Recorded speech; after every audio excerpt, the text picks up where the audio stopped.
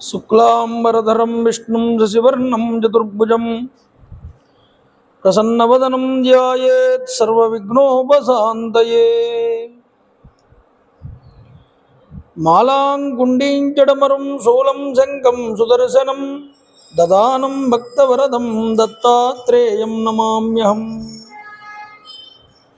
కాషాయ వస్త్రం కరదండధారిణం కమండులం పద్మకరేణ శంఖం చక్రం గదాభూషితభూషణాఢ్యం శ్రీపాదరాజం శరణం ప్రపద్యే. అభ్రశ్యామపింగజటాబద్ధకలాపప్రాంశుర్దండీ కృష్ణమృగత్వక్పరిదానః సర్వాన్ లోకాన్ భావయానః కవిముఖ్యః పారాశర్యః పరమస్వరూపం వివృణోతు.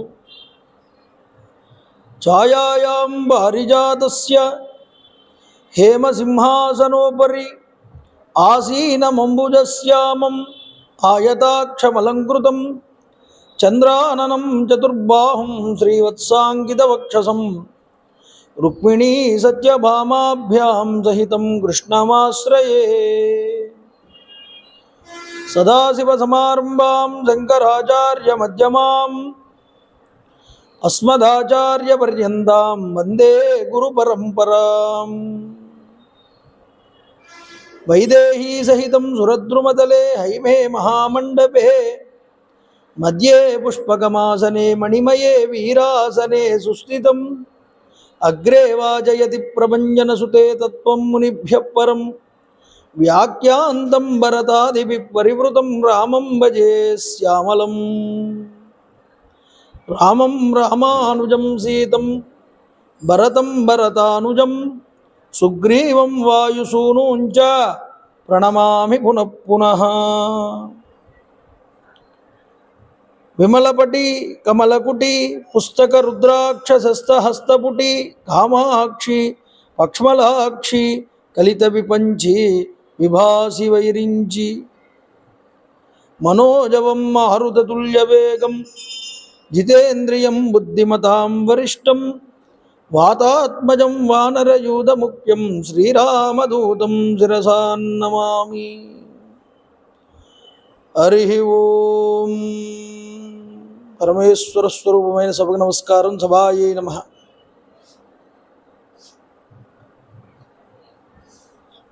శ్రీ హనుమాన్ జయ హనుమాన్ జయ జయ హనుమాన్. శ్రీ హనుమాన్ జయ హనుమాన్ జయ జయ హనుమాన్. శ్రీ హనుమాన్ జయ హనుమాన్ జయ జయ హనుమాన్. రామ్ రామాయ నమః. రామ్ రామాయ నమః. రామ్ రామాయ నమః. శ్రీరామ జయ రామ జయ జయ రామ. శ్రీరామ జయ రామ జయ జయ రామ. శ్రీరామ జయ రామ జయ జయ రామ. హరి ఓం. సీతాదేవీయుతం వీరం సర్వాభరణభూషితం సీతాపతిం హరిం ధ్యాయేత్ అయోధ్యాకాండముత్తమే. సీతాదేవితో కూడినటువంటి రామచంద్ర ప్రభువు వారు సకల ధర్మ విశేషాలని చూపిస్తూ సాక్షాత్తు హరిస్వరూపంగా ఇక్కడ రామచంద్ర ప్రభువుని భావం చేస్తున్నారు. నిన్నటి రోజు సీతా కళ్యాణం జరిగింది. ఎంత గొప్ప విశేషము అంటే దేవదుందువులు మ్రోగి దేవతలందరూ కూడా ఆనందించి పుష్పవృష్టి కురిపించి గంధర్వులు యక్షులు కిన్నెరులందరూ కూడా ఆ యొక్క వివాహాన్ని చూసి పులకితగాత్రులై అప్సరసలు నాట్యం చేయగా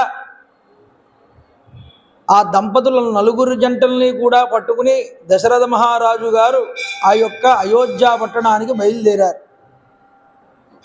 ఇలా బయలుదేరుతూ ఉండగా కొన్ని అపశకునములు కనిపించాయి. ఈ అపశకునములు ఏమిటి స్వామి అని వశిష్ఠుడు, ఇంటి పురోహితుడైనటువంటి వశిష్ఠుడిని అడిగాడు. వశిష్ఠుల వారు అన్నారు, అయ్యా మహానుభావ,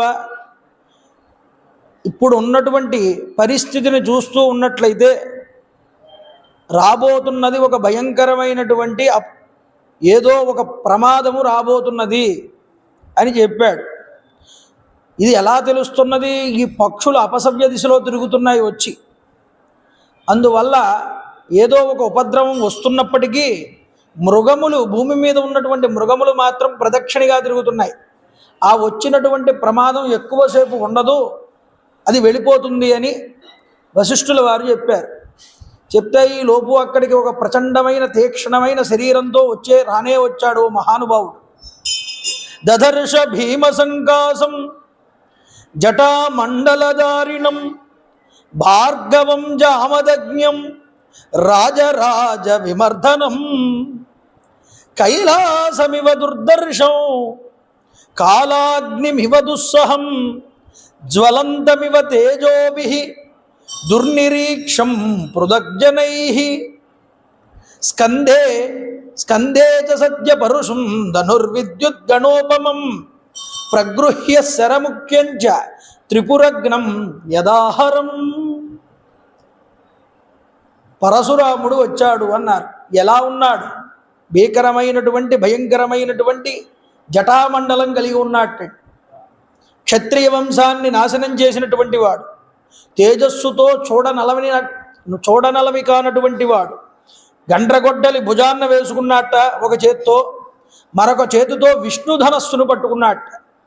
చూడండి ఎలా కనిపించాడయ్యా అంటే వాల్మీకి మహర్షి పోలుస్తారు. త్రిపురాసుర సంహారం చేసినప్పుడు పరమేశ్వరుడు ధరించినటువంటి పినాకం అనేటటువంటి ధనస్సును పట్టుకుంటే ఎలా కనిపిస్తాడో అలా కనిపించాడయ్యా పరశురాముడు. అంత తేజోమూర్తిగా భాషిస్తున్నాడన్నారు. చూడండి, ఋషులిచ్చినటువంటి పూజను స్వీకరించాడు. రాగానే వెంటనే రామచంద్ర ప్రభుతో అంటున్నారు, రామ దశరథ కుమార, నువ్వు శివధనస్సును విరిచావు అని నేను విని ఆశ్చర్యపడి విష్ణుధనస్సును నీ దగ్గరికి తీసుకొచ్చానన్నాడు. చూడండి, ఈ విష్ణుధనస్సును నువ్వు గనక పూరించగలిగితే, ఎక్కుపెట్టగలిగితే నేను నీతో ద్వంద్వ యుద్ధం చేస్తా. అంటే నాతో యుద్ధం చేయాలంటే నీకు ఆ శక్తి ఉండాలి, ఈ విష్ణుధనస్సును ఎత్తగలగాలి. వెంటనే కంగారు పడిన వాడు ఎవరో తెలుసా అండి? దశరథ మహారాజు గారు. ప్రాధేయపడ్డాట పరశురాముని, అయ్యా చిన్నపిల్లవాడు, ఇంకా ఏమీ తెలీదు, మీరు అలా అనబోకండి అయ్యా. ఎన్ని మాటలు మాట్లాడినా వినిపించుకోలేదు పరశురాము. చూడండి, నువ్వు విరిచినది విష్ణు శంకరుల యొక్క బలాబలాలని తెలుసుకోదలిచినటువంటి దేవతల చేత ప్రార్థించబడినటువంటి బ్రహ్మగారి చేత శివ విష్ణువులకు ఒక యుద్ధం ఏర్పడితే ఆ యుద్ధంలో విష్ణువు యొక్క హూంకారానికి ఈశ్వరుడి యొక్క ధనస్సు భగ్నమైంది. ఆ భగ్నమైనటువంటి ధనస్సును నువ్వెత్తావు, కానీ ఇది విష్ణు ధనస్సు. ఈ విష్ణు ధనస్సును కనుక ఎత్తి చూపగలిగితే నువ్వు నాకన్నా గొప్పవాడు కాబట్టి చూపించమన్నాడు. జృంభితం తద్ధనుర్దృష్ట్వా శైవం విష్ణు పరాక్రమై. అంటే ఇక్కడ అర్థం ఏమిటండి? శివుడి ధనస్సు గొప్ప, విష్ణువు ధనస్సు గొప్ప అన్న విషయం కాదు ఇక్కడ ముఖ్య విషయం.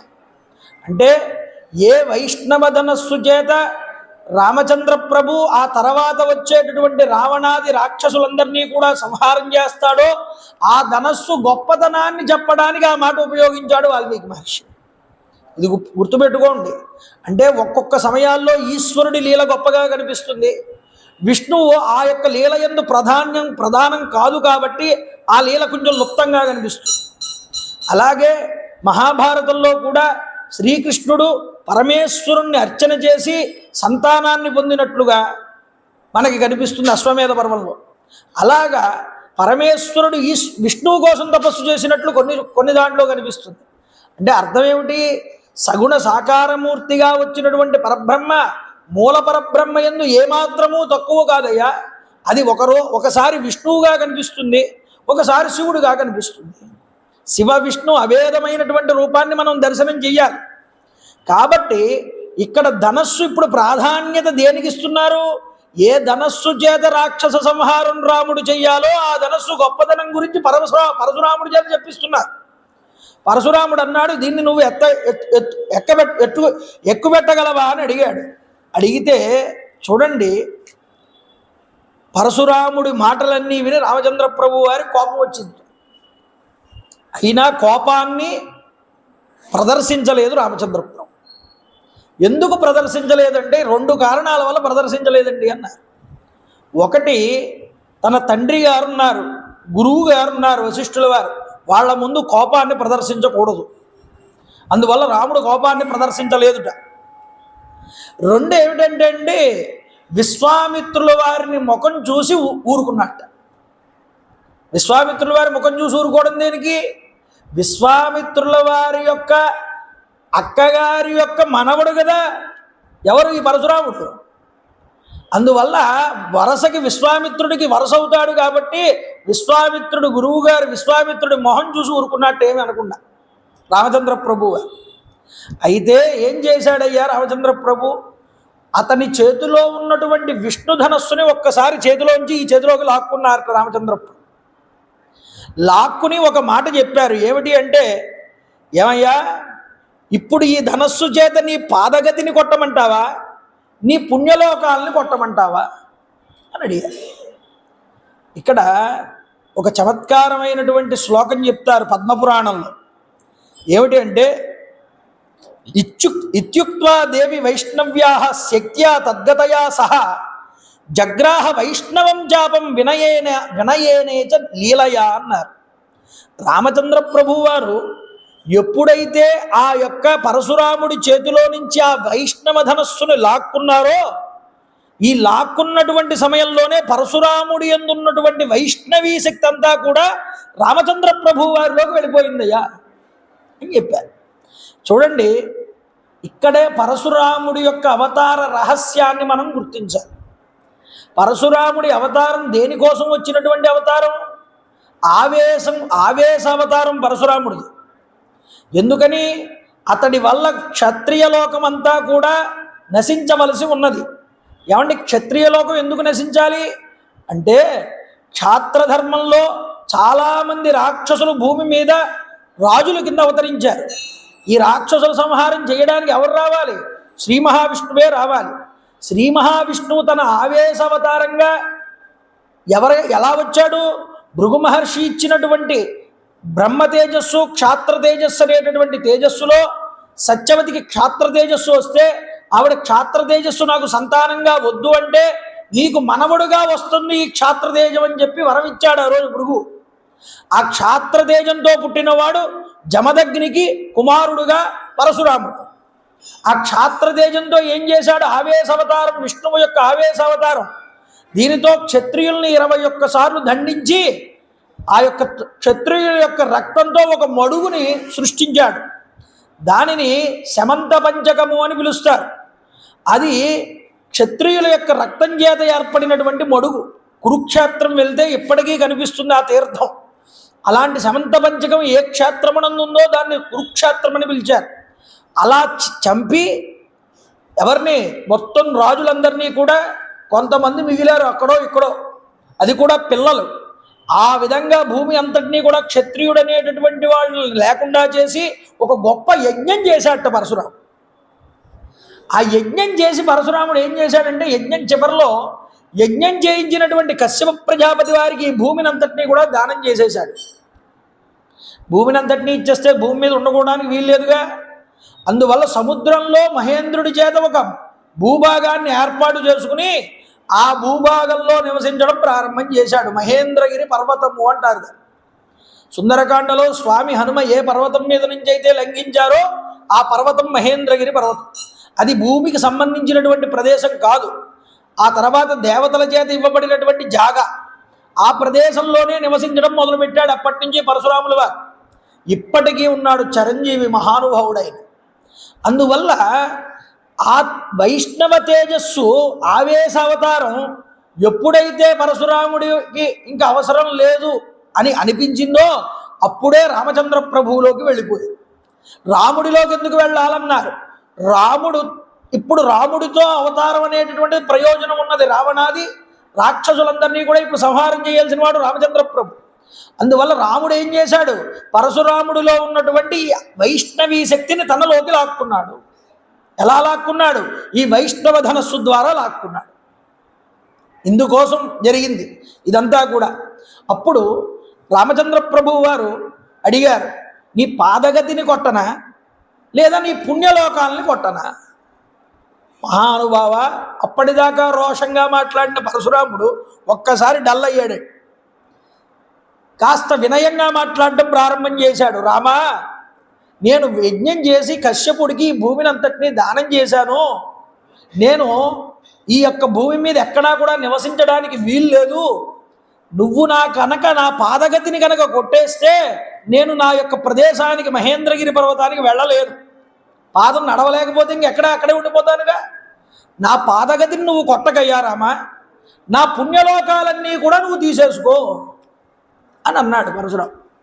ఏ ఉద్దేశంతో అన్నాడు పరశురాముడు అంటే, నిజానికి మనిషి తరించడానికి పుణ్యం కూడా ప్రతిబంధకమే అన్న. పాపము ఉండకూడదు, పుణ్యము ఉండకూడదు. ఈ రెండు ఎప్పుడైతే సున్నా అయిపోతాయో అప్పుడు వాడికి మోక్షం లభిస్తుంది. అంటే నేను ఇంత పుణ్యం చేశాననే భావం వాడికి అక్కర్లేదు. ఇదంతా పరమేశ్వరుడికి అర్పణ చెయ్యాలనే బుద్ధితో ఉండాలి.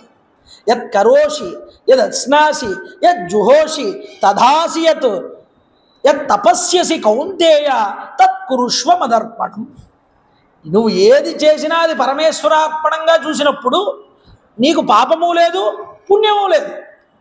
కాబట్టి మీరు గుర్తించండి, ఇక్కడ ఈయన ఏం చేశాడు? నా పుణ్యం అంతా నువ్వు తీసేసుకోవయ్యా పరమేశ్వర అని పుణ్యలోకాలను ఇచ్చేశాడు ఆయనకి. ఎప్పుడైతే పుణ్యలోకాలను ఇచ్చేశాడో ఇప్పుడు ఆయనకి పాదగతి మాత్రమే ఉన్నది. ఈ పాదగతిని ఉపయోగించి ఏం చేస్తాడు? ఆయన ప్రదేశానికి వెళ్ళి మళ్ళీ తపస్సు చేసుకుని కావాలంటే మళ్ళీ ఆ తపశ్శక్తితో పుణ్యం సంపాదించుకోగలడు. అందువల్ల ఇంత సంపాదించిన పుణ్యం ఎవరి కోసం? పరమేశ్వరుడికి అంకితం చేయడం కోసమే. ఓ రామా, నా దగ్గర ఉన్నటువంటి పుణ్యగతిని నువ్వు తీసేసుకోవయ్యా. మీకు రామాయణంలో ఒక్క పరశురాముడే కనిపించడండి ఇలాగా. రాముడు ఏ ఋషుల దగ్గరికి వెళ్తున్నప్పుడు ఆయా ఋషులందరూ కూడా, అయ్యా మా పుణ్యలోకాలన్నీ నీకు ధారపోస్తావయ్యా రామా అన్నారు. ఎందుకని వాళ్ళకి తెలుసు, వచ్చినవాడు పరబ్రహ్మస్వరూపమే. కానీ ఆయన దాన్ని అంగీకరించడు. ఆయన మనుష్యుడిగా ఉంటాడు. ఈ వీళ్ళు ఏం చేస్తున్నారు? వాళ్ళు చేసిన పుణ్యాన్ని ఆయనకి ధారపోసి ఆయనకి శక్తిని ఇస్తున్నారు. ఆయనకి శక్తిని ఎందుకు ఇవ్వడం? ఆయన మనిషి కాబట్టి. మనిషిగానే ఆయన సముపార్జించుకోవాలి శక్తిని అంతటినీ కూడా తపస్సు, ఇంద్రియ నిగ్రహం ద్వారా. అది ఆయన చేస్తున్నాడు, వీళ్ళు భగవత్ అర్పణం చేస్తున్నారు. ఇంతే తేడా ఇక్కడ. అందుకనే ఇప్పుడు భగవంతుడిగా చూపించాలి రాముణ్ణి, మానవుడిగా కూడా చూపించాలి. ఈ రెండూ కనుక చూపించగలిగేటటువంటి వస్తువు ఏమిటి? కావ్యమే. కాబట్టి కావ్య రూపంలో రాశాడు వాల్మీకి మహర్షి. అందుకనే మీకు రామాయణంలో ఎక్కడా కూడా క్షేత్ర మహత్యాలు, స్థల మహత్యాలు, ఈ యొక్క వ్రతాలు, ఉద్యాపనలు వీటి గురించి చెప్పరండి. పురాణ రచన వేరు, కావ్యం రచన వేరు. దీంట్లో చాలా తేడాలు ఉంటాయి. అందుకనే కావ్యమునందంతా కూడా ఎప్పుడూ పరమేశ్వర విభూతి గురించి చెప్తూ ఒక పక్కన అక్కడ అందులో అంతరార్థము పైకి వేరే అర్థం వచ్చేలాగా స్ఫోరకంగా కావ్యాన్ని రచిస్తూ వెళ్తారు. అది కావ్య లక్షణము. కాబట్టి కావ్య లక్షణంగానే రామాయణాన్ని చూడాలి. ఏమండి రామేశ్వరం గురించి చెప్పలేదు రామాయణంలో, కాబట్టి రామేశ్వరం లేదా అంటే ఇది కావ్యంగా రచించాడయ్యా. నీకు క్షేత్ర మహత్యం ఎలా చెప్తాడు? నీకు క్షేత్ర మహత్యం తెలియాలంటే స్కాంద పురాణం చూడు, కూర్మ పురాణం చూడు, అన్ని పురాణాల్లో నీకు కనిపిస్తుంది. కాబట్టి ఇక్కడ నువ్వు ఏదో ప్రతిపాదన చేద్దాం అనుకుంటే అది కుదరదు. ఏదైనా ఒక శాస్త్రాన్ని మనం చదివినా దాన్ని ఎదుటివాడికి చెప్పాలని అనుకున్నా దానిలో ఉన్నటువంటి లోటుపాట్లని చాలా విశదంగా గురువు దగ్గర విషయాన్ని తెలుసుకుని అభ్యాసం చేసి ఆ అభ్యాసం చేసినటువంటి వస్తువుని బయటికి తీసుకొచ్చి చెప్పాలి. అంతేగాని గురు పరంపర లేనటువంటివి ఏ పనైనా ఏ చదువైనా ఏమవుతుంది అంటే అది ఎక్కువ కాలం ప్రకాశించదు. ప్రకాశించాలి అంటే గురువు అనుగ్రహం ఉండాలి, ఒక పరంపర ఉండాలి. ఈ గురువుకి ఆ గురువు గారు చెప్పారు, ఆ గురువు గారికి ఆ పై గురువు గారు చెప్పారు. ఇలాగ సనాతనంగా వస్తున్నటువంటి గురు పరంపర ఏదైతే ఉన్నదో ఆ పరంపరలో నేర్చుకున్నటువంటి విద్యకి ఒక సార్థకత ఉంటుంది. కాబట్టి చూడండి, ఇక్కడ రామచంద్ర ప్రభువు వారు ఆ యొక్క గొప్పదైనటువంటి పరశురాముడి యొక్క తేజస్సుని తీసుకున్నారు. తీసుకున్న తరువాత పరశురాముడు ఆయనకి నమస్కారం చేసి ప్రదక్షిణ చేశాట రామచంద్ర ప్రభువు వారి.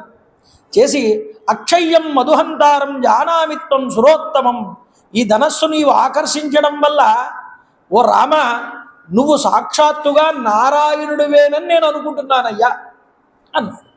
అంటే ఇప్పుడు నువ్వెవరో నాకు తెలిసింది అని పరశురాముడు చెప్పాడు. చెప్పి మరొక మాట అన్నాడండి. ఏమన్నాడు అంటే, మహానుభావ ధనుషోస్య పరామర్శాత్ స్వస్తిస్తేస్తు పరంతప, నీ చేతిలో నేను భంగపడడం అనేటటువంటిది ఉన్నదే, ఈ భంగపడడాన్ని నేను అగౌరవంగా భావించట్లేదు. పరమాత్మ మహానుభావ నేను చిన్నబుచ్చుకోవట్లేదయ్యా. నువ్వు కనుక బాణం వదిలితే నేను మహేంద్రగిరి పర్వతం దగ్గరికి వెళ్ళిపోతాను. రాముడు బాణం విడిచిపెట్టాడు. ఆయన పుణ్యలోకాలన్నింటినీ కూడా కొట్టేశాడు. ఆ తర్వాత పుత్రై అనుగత శ్రీమాన్ శ్రీమద్భిశ్చ మహాయశాహ, అప్పుడు శోభవంతులైనటువంటి ఆ కుమారులందరితో కలిసి దశరథ మహారాజు అయోధ్యాపురమునందు ప్రవేశించాడయ్యా. ఇలా ప్రవేశించి అంతఃపురం దగ్గరికి రాగానే కౌసల్య, సుమిత్ర, కైకేయి ఇతర రాజస్త్రీలందరూ సాదరంగా ఎదురు వచ్చి తమ కోడళ్ళైనటువంటి సీత, ఊర్మిళ, మాండవి, సుతకీర్తులకు హారతులిచ్చి సాధారణంగా అంతఃపురంలోనికి ఆహ్వానించారు. రాజుల యొక్క వివాహ పద్ధతిలో క్షత్రియులు ఎప్పుడూ కూడా వివాహానికి వెళ్ళినప్పుడు తమతో పాటు ఆ ఇంటి ఆడవారిని తీసుకువెళ్ళరు. ఇది వాళ్ళకి ఆచారంగా వస్తున్నటువంటి పద్ధతి. అది కలియుగంలో కూడా చాలామంది రాజుల యొక్క కళ్ళల్లో మనకి కనిపిస్తుంది. ఎందుకు అలా తీసుకువెళ్ళరు అంటే, క్షత్రియ కాంత ఎప్పుడూ కూడా రాజు చేత గెలవబడాలి. ఆ గెలవబడినప్పుడు తను ఒక్కటరిగా వెళ్ళి తన మగవాడు ఒక్కడూ వెళ్ళి క్షాత్రధర్మంలో సంపాదించుకుంటాడు కన్యని. అయితే రామచంద్ర ప్రభు వారు అలా సంపాదించుకున్నారా అంటే, రామచంద్ర ప్రభు వారు తన గురువు గారితో వెళ్ళారు, అక్కడ ఒక లక్ష్యాన్ని ఛేదించారు. కానీ రాముడు ప్రాజాపత్య వివాహాన్ని చేసుకున్నాడు. రాజులకి ధర్మమైన వివాహం ఏమిటి అంటే రాక్షస వివాహం, అంటే ఒక కన్యని గెలుచుకుని రావడం. క్షత్రియులందరితో దెబ్బలాడి ఆవిడ్ని ఎత్తుకుని తీసుకొస్తే అది రాక్షస వివాహం అవుతుంది. కానీ రామచంద్ర ప్రభు అలా ఎందుకు చేయలేదు అంటే, ఇది సకల లోకాలకి కూడా ఆదర్శవంతమైనటువంటి అవతారము. అంటే తాను ఆచరించే ధర్మంలో ప్రతి చోట కూడా ఎలా ప్రవర్తించాలో రాముడు చూపిస్తాడు. అందున ఉభయపక్షాల వారికి కూడా అంగీకారంతో జరుపుకోవడం వల్ల ఈ యొక్క వివాహం ప్రాజాపత్యంగానే జరుపుకోవడం లోకహితము, ధర్మము అని రామచంద్ర ప్రభు వారు మనకి చూపించారు ఈ వివాహంలో. కాబట్టి ఏమిటి అంటే, వాళ్ళందరినీ కూడా ఆదరించి అంతఃపుర స్త్రీలందరూ కూడా ఆ యొక్క భవనంలోనికి వెళ్ళారు. అయితే ఇక్కడ దశరథ మహారాజు గారు భరతుడిని పిలిచారు. భరతుడిని పిలిచిన ఆయన మీ మేనమామ అయినటువంటి యుధాజిత్తు వచ్చాడు, నిన్ను నీ యొక్క మేనమామల ఇంటికి తీసుకువెళ్దాం అనుకుంటున్నాడు, కాబట్టి నువ్వు హాయిగా కొన్ని రోజులు మీ మేనమామ ఇంటిలో ఉండిరా, కాబట్టి వెళ్ళు అని ఆజ్ఞ ఇచ్చాడు దశరథుడు. ఆ విధంగా భరతకుమారుల వారు శత్రుఘ్నుణ్ణి కూడా వెంట పెట్టుకుని అప్పుడు ఆయన వెళ్ళాడయ్యా. ఇక్కడ చూడండి, లక్ష్మణుడు వెంట ఉండగా రామచంద్రమూర్తి వారు తండ్రి గారి ఆజ్ఞలతో పౌర కార్యక్రమాలన్నీ కూడా ప్రియంగా హితంగా జరిపాట. అంటే కొన్ని సంవత్సరములు, కొన్ని ఋతువుల పాటు కాలం గడిచింది. ఎలాగా రాముడికి అక్కడ ఉన్నటువంటి పౌరవులకి మధ్యలో అనుబంధం అనేటటువంటిది గట్టిపడింది.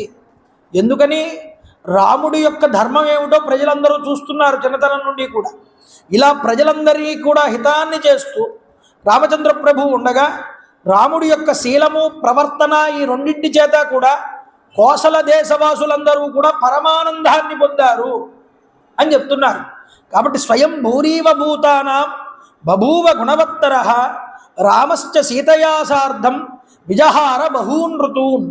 అయితే చాలా ఋతువులు గడిచిపోయాయి. దశరథ మహారాజు గారు హాయిగా తన పుత్రుణ్ణి చూసుకుని ఆనందపడుతూ ఆ రాజ్యాన్ని పరిపాలన చేస్తున్నారు. ఎంతటి గొప్ప దాంపత్యం అండి రామచంద్ర ప్రభువుది, సీతామాతది. అంటే పద్మపురాణంలో ఒక గొప్ప మాట చెప్పారండి. సీతా కళ్యాణ సమయంలో అసలు రాముడు వివాహం చేసుకున్న తర్వాత సీతాదేవి యందు ప్రేమని ఎన్ని రకాలుగా పొందాడు అన్నదాన్ని ఒక మాటతో చెప్తాడు ఋషి. తత్ర 12 వర్షాన్ని రాఘవ సహసీతయ. వివాహమైనటువంటి తర్వాత 12 సంవత్సరముల పాటు సీతారాములు హాయిగా ఆనందించి విహరించారయ్యా అని చెప్పాడు. అయితే రమయ మాసధర్మాత్మ నారాయణ యువశ్రియ మనస్వీ తద్గతమానా తస్య హృది సమర్పిత ప్రియాతు సీతా రామస్య ధారా పితృకృత ఇది గుణాన్ రూపగుణాశ్చైవ ప్రీతిర్భూవ అభివర్ధతే తస్యాశ్చ భర్త ద్విగుణం హృదయే పరివర్తతే. ఎన్ని మంచి మాటలు వాడారో చూడండి. ఇక్కడ అసలు దాంపత్యం నిలబడాలి అంటే సీతారాముల దాంపత్యాన్ని ఆదర్శంగా తీసుకోవాలి అని చూపించారు. దాంపత్యం అనేటటువంటిది రాగానే మనకి శుభలేఖల దగ్గర నుంచి పెళ్లి కుమారుడు, పెళ్లి కొడుకు, పెళ్లి కుమార్తెల దగ్గర నుంచి దేనితో పోలుస్తారు? సీతారాములతోనే పోలుస్తారు. అందుకనే శుభలేఖలలో దగ్గర నుంచి పెళ్లి సమయంలో అన్ని విషయాల్లో కూడా సీతారాముల యొక్క గుణ విశేషాలని కలుపుకుంటాం మనం కావాలని. ఆయన ఫోటో లేకుండా మనం శుభలేఖ వేయించం, ఆయన శ్లోకం లేకుండా మనం శుభలేఖ వేయించం. ఎందుకని? మీరు కూడా వివాహం చేసుకునేటప్పుడు సీతారాములంతటి అన్యోన్య దాంపత్యాన్ని పొందాలి అని చెప్పడం ఇందులో విషయం. అలాగా అసలు సీతాదేవిని ఎంతలా ప్రేమించాడు రాముడు అన్నదానికి పద్మపురాణం ఈ మాట చెప్పింది. ఏమిటి అంటే, మొట్టమొదటి సీతాదేవికి అంటే రాముడికి ఎందుకంత ప్రేమ అని ప్రశ్న వేస్తే, మా తండ్రి గారు కుదిర్చినటువంటి వివాహము. అంటే మా తండ్రి గారు చూసి, రామా నువ్వు వివాహం చేసుకోవయ్యా, నేను అంగీకరిస్తున్నానని ఒప్పుకున్నాక అప్పుడు చేసుకున్నట్ట రామచంద్ర ప్రభు సీతాదేవిని వివాహం. కాబట్టి మొదట ప్రేమ దేని వల్ల కలిగింది? సీతాదేవి మీద. మా తండ్రి గారు చూశాడు కాబట్టి, ఒప్పుకున్నాడు కాబట్టి, నేను చేసుకున్నాను కాబట్టి ఈ ప్రేమ, ఈ పిల్ల మీద నేను ప్రేమ మొట్టమొదటిగా అందుకోసం పెంచుకున్నాను. తండ్రి గారి అంగీకారంతో జరిగింది కాబట్టి మొట్టమొదటి ప్రేమ అందుకు కలిగింది రాముడికి.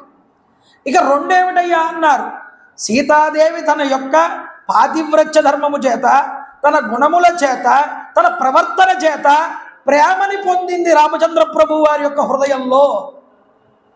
అంటే మొదట తండ్రి గారి ద్వారా అంగీకారమైన పిల్ల, రెండు తన యొక్క గుణముల చేత మెప్పించినటువంటి పిల్ల, ఇక మూడేమిటండి అన్నారు, తన సౌందర్యము చేత ఆనందించి ప్రేమించాట రామచంద్ర ప్రభు. సకల సౌభాగ్యవతి సౌగుణ్యవతి అయినటువంటి, సకల రూప లావణ్యవతి అయినటువంటి సీతమ్మని మూడవ కారణం ఏమిటన్నారు, అందాన్ని చూసి అప్పుడు ఇష్టపడ్డాడు. అందుకనే ప్రజలందరికీ కూడా ఒక ఆదర్శవంతమైన మార్గాన్ని చూపించారు రామచంద్ర ప్రభు. మొట్టమొదటే సౌందర్యాన్ని చూసి ఇష్టపడి చేసుకుని వివాహం చేసుకుంటే తరువాత గుణాలలో కనుక ఇద్దరి మధ్య వ్యత్యాసం వస్తే ఆ యొక్క వివాహాలు నిలబడేటటువంటి వివాహాలు కాదయ్యా. రాముడు ఏం చేశాడు? మొట్టమొదట మా తండ్రి గారు చూశాడు ఈ పిల్లని, అందువల్ల అంగీకరించాడు ఆయన, అందుకోసం నాకు ప్రేమ కలిగింది. రెండు, ఆవిడ గుణాలు, ఆవిడ యొక్క ప్రవర్తన వల్ల నాకు ఇష్టం కలిగింది. మూడు, ఆవిడ అందం వల్ల ఇష్టం కలిగింది. కాబట్టి వివాహం చేసుకుంటున్నప్పుడు నీకు ప్రేమ కూడా ఎలా అంకురించాలో ఒక పద్ధతిలో చూపించారు ఇక్కడ. అర్థమవుతోందండి? అందుకనే చాలామంది పూర్వకాలం బాల్య వివాహాలు అని చేసేవారు, అది చాలా తప్పండి అని మాట్లాడతారు. కానీ పూర్వకాలం చేసినటువంటి బాల్య వివాహాల పద్ధతులు వేరండి. తర్వాత ఏదో కన్యాశుల్కం అని లేకపోతే పెద్దవాళ్ళతో వివాహం చేశారు, ఇవి తప్పు. కానీ ఇదివరకు ఏం చేసేవారంటే పిల్ల 8వ సంవత్సరం రాగానే ఫలానా వరుడిని నిర్ణయం చేసేవారు. నిర్ణయం చేసి ఇతడే నీ భర్త అని ఒక నిర్ణయం జరిగిన తరువాత ఆ పిల్ల యొక్క మనసు తన భర్త ఆయనే అన్నటువంటి దృష్టి మీద నిలబడేది ఆ పిల్లకి. తరువాత ఆవిడ ఒక వయసు వచ్చిన తర్వాత పెద్ద మనిషి అయిన తరువాత అప్పుడు తను కాపురానికి అప్పుడు వెళ్ళేది. అంటే చిన్నతనం నుండి తన మనస్సుని ఒక పురుషుడి మీదే ఏకీకృతం చేసేటటువంటి పద్ధతి పూర్వకాలమునందు ఎప్పుడూ కూడా మన వాళ్ళు పెట్టారు. అంటే అన్య పురుషుల వైపుకు దృష్టి తిరగకుండా తన భర్త ఎవరైతే ఉన్నారో స్వర్గమునందు నిర్ణయించబడింది అందుకునే వివాహం అని ఎందుకంటారు పెద్దలు. ఈ అమ్మాయి ఆ అబ్బాయికే ఎప్పుడూ కూడా నిర్ణయించబడింది, ఇక్కడ కాదు ఎక్కడో అని. అందువల్ల ఆ పిల్ల మనస్సు చిన్నతనం నుండి ఒక వ్యక్తి మీదే కుదురుకునేటటువంటి విధానంతో ఆ పద్ధతిని నిలబెట్టారు పూర్వం. అయితే అది అప్రస్తుతం అనుకోండి. ఇప్పుడు విషయం ఇక్కడ ఎందుకు ఆ మాట వచ్చింది అంటే అన్ని గుణాలని దేని తర్వాత దేన్ని చూసి పురుషుడనే అయినా స్త్రీ అయినా సరే ఏ విధంగా అన్యోన్యతని పెంచుకోవాలి ఒకళ్ళ మధ్య ఒకళ్ళు అన్నది రామాయణంలో రామచంద్ర ప్రభువు వారు మనకి చూపిస్తున్నారు.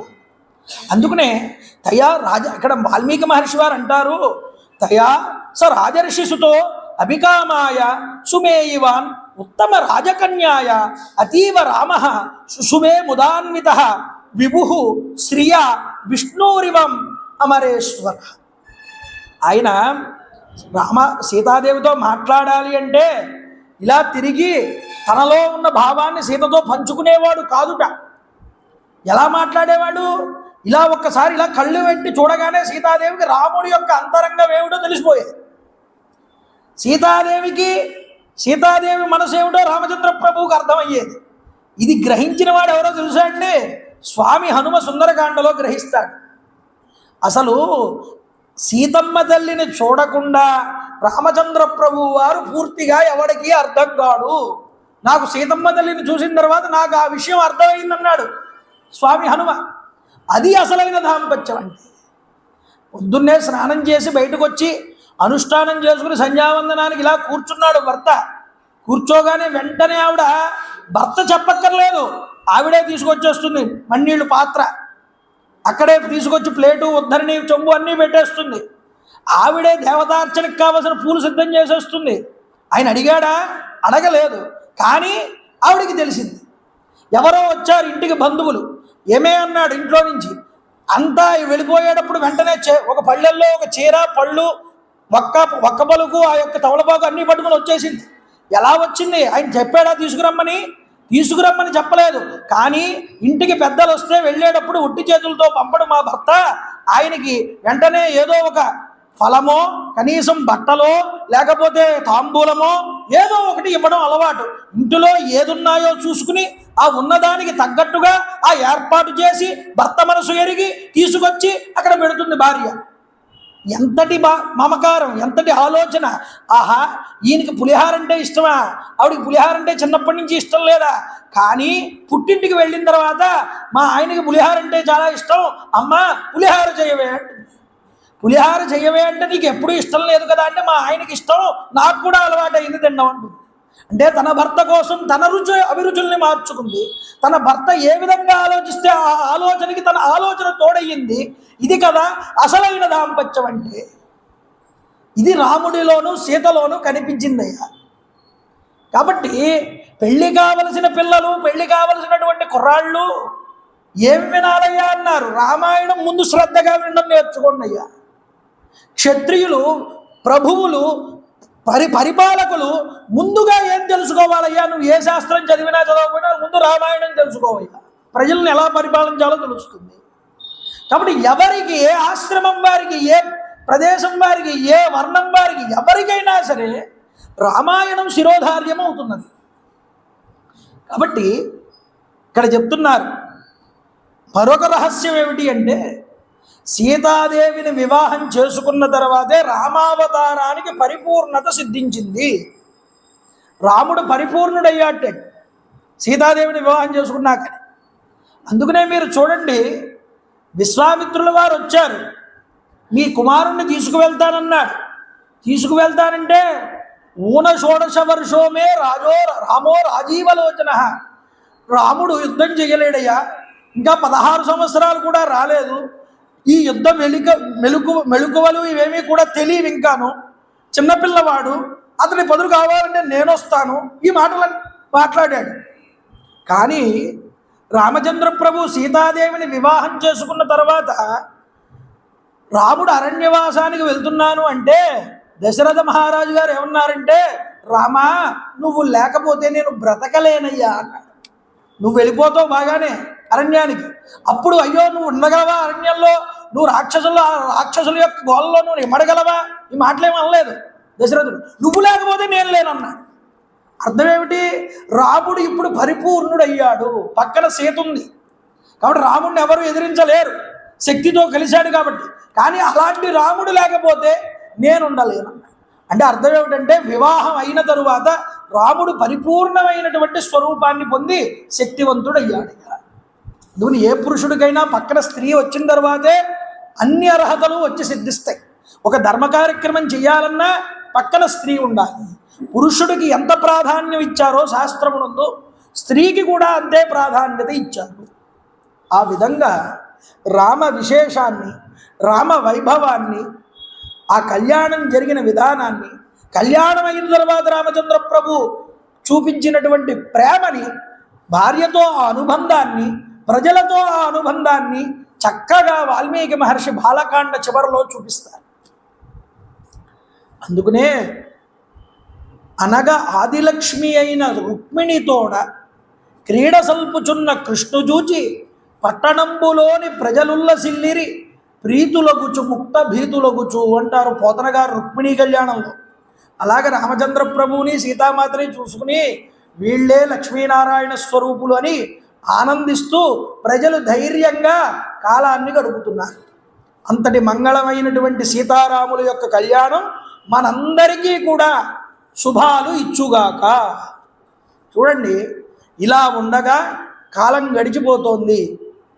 గచ్చతా మాతుల కులం భరతేన తదానగః శత్రుఘ్నో నిత్య శత్రుఘ్నో నీత ప్రీతి పురస్కృతః. అయోధ్యాకాండని ప్రారంభం చేస్తున్నారు వాల్మీకి మహర్షి. గచ్చతాం అని మొదలుపెట్టారు. గచ్చతాం అంటే వెళ్ళిపోతున్నారు. ఎవరు వెళ్ళిపోతున్నారయ్యా అంటే, భరతుడు వారు తన మేనమామ అయినటువంటి యుధాజిత్తుతో కలిసి తన మేనమామల ఇంటికి వెళ్తున్నాడు. ఎవరితో వెళ్తున్నాడయ్యా? నిత్య శత్రుఘ్న అనగః అని శత్రుఘ్నుడి మాట కూడా ఉపయోగించారు. అనగః అని ఎందుకు వాడాడు? అసూయ లేనివాడుట. ఎవరు? శత్రుఘ్నుడు. శత్రువుల్ని జయించిన వాడుట నిత్య శత్రుఘ్న. అలాంటి శత్రుఘ్నుడు భరతుడితో కలిసి తన పినతల్లి గారు, తన యొక్క ఇదేమిటిది సవతి తల్లి కొడుకు యొక్క సవతి తల్లి పుట్టింటికి శత్రుఘ్నుడు బయలుదేరాడయ్యా అన్నారు. అంటే అర్థం ఏమిటి అంటే, సవతి తల్లి యొక్క పుట్టింటికి కూడా వెళ్తూ ఎంతో ప్రేమతో ఇష్టంతో వెళ్ళాట శత్రుఘ్నుడు భరతుడితో కలిసి. అయినా ఆయన అనగః ఆశ్చర్యం లేదుట ఆయనకి. ఎందుకని? లక్ష్మణుడంతటి వాడికి వీళ్ళు రాజ్యంలో లేకపోతే, రాముడు అరణ్యానికి వెళ్ళవలసి వస్తే రాముడికి సేవ చేస్తూ రాముడితో పాటు అరణ్యానికి వెళ్ళాల్సినటువంటి అదృష్టం లక్ష్మణుడికి దక్కింది, శత్రుఘ్నుడికి దక్కలేదుగా, భరతుడితో ఉండాల్సి వచ్చింది. నాకు ఆ అదృష్టం దక్కలేదనేటటువంటి అసూయ ఏమాత్రమూ లేనివాడు కాబట్టి ఈ శత్రుఘ్నుడు ఎవరయ్యా అన్నారు, అనగహ అన్నారు. అందుకనే ఆ యొక్క గచ్చత మాతుల కులం భరతేన తదా అనగహ అనేటటువంటి మాట వాడారు. మరొక మాట చెప్పమంటారా ఇందులో గొప్ప విశేషం అంటే గచ్చతాం అన్నారు. గచ్చతాం అంటే భరతుడు మాత్రమే వెళ్ళిపోవట్లేదయ్యా, ఈ కాండలో అందరూ వెళ్ళిపోతున్నారు. ఎవరు వెళ్ళిపోతున్నారు? దశరథ మహారాజు గారు స్వర్గానికి వెళ్ళిపోతున్నారయ్యా, రామచంద్ర ప్రభు అరణ్యానికి వెళ్ళిపోతున్నాడయ్యా. కాబట్టి అందరూ వెళ్ళిపోవడమే ఈ కాండలో. మరొక విశేషం ఏమిటి అంటే ఈ కాండ యందు ఎక్కడా మనకి యుద్ధము కానీ సంహారము కానీ కనిపించదు. చాలామంది సుందరకాండ చాలా గొప్పదండి రామాయణంలో అని అంటూ ఉంటారు. సుందరకాండ ఉపాసన కాండ. ఉపాసన కాండ యందు ఎప్పుడూ కూడా భక్తి, ఆ ధ్యానము, పరమేశ్వరుడి మీద దృష్టి ఇవే కనిపిస్తాయి మనకి.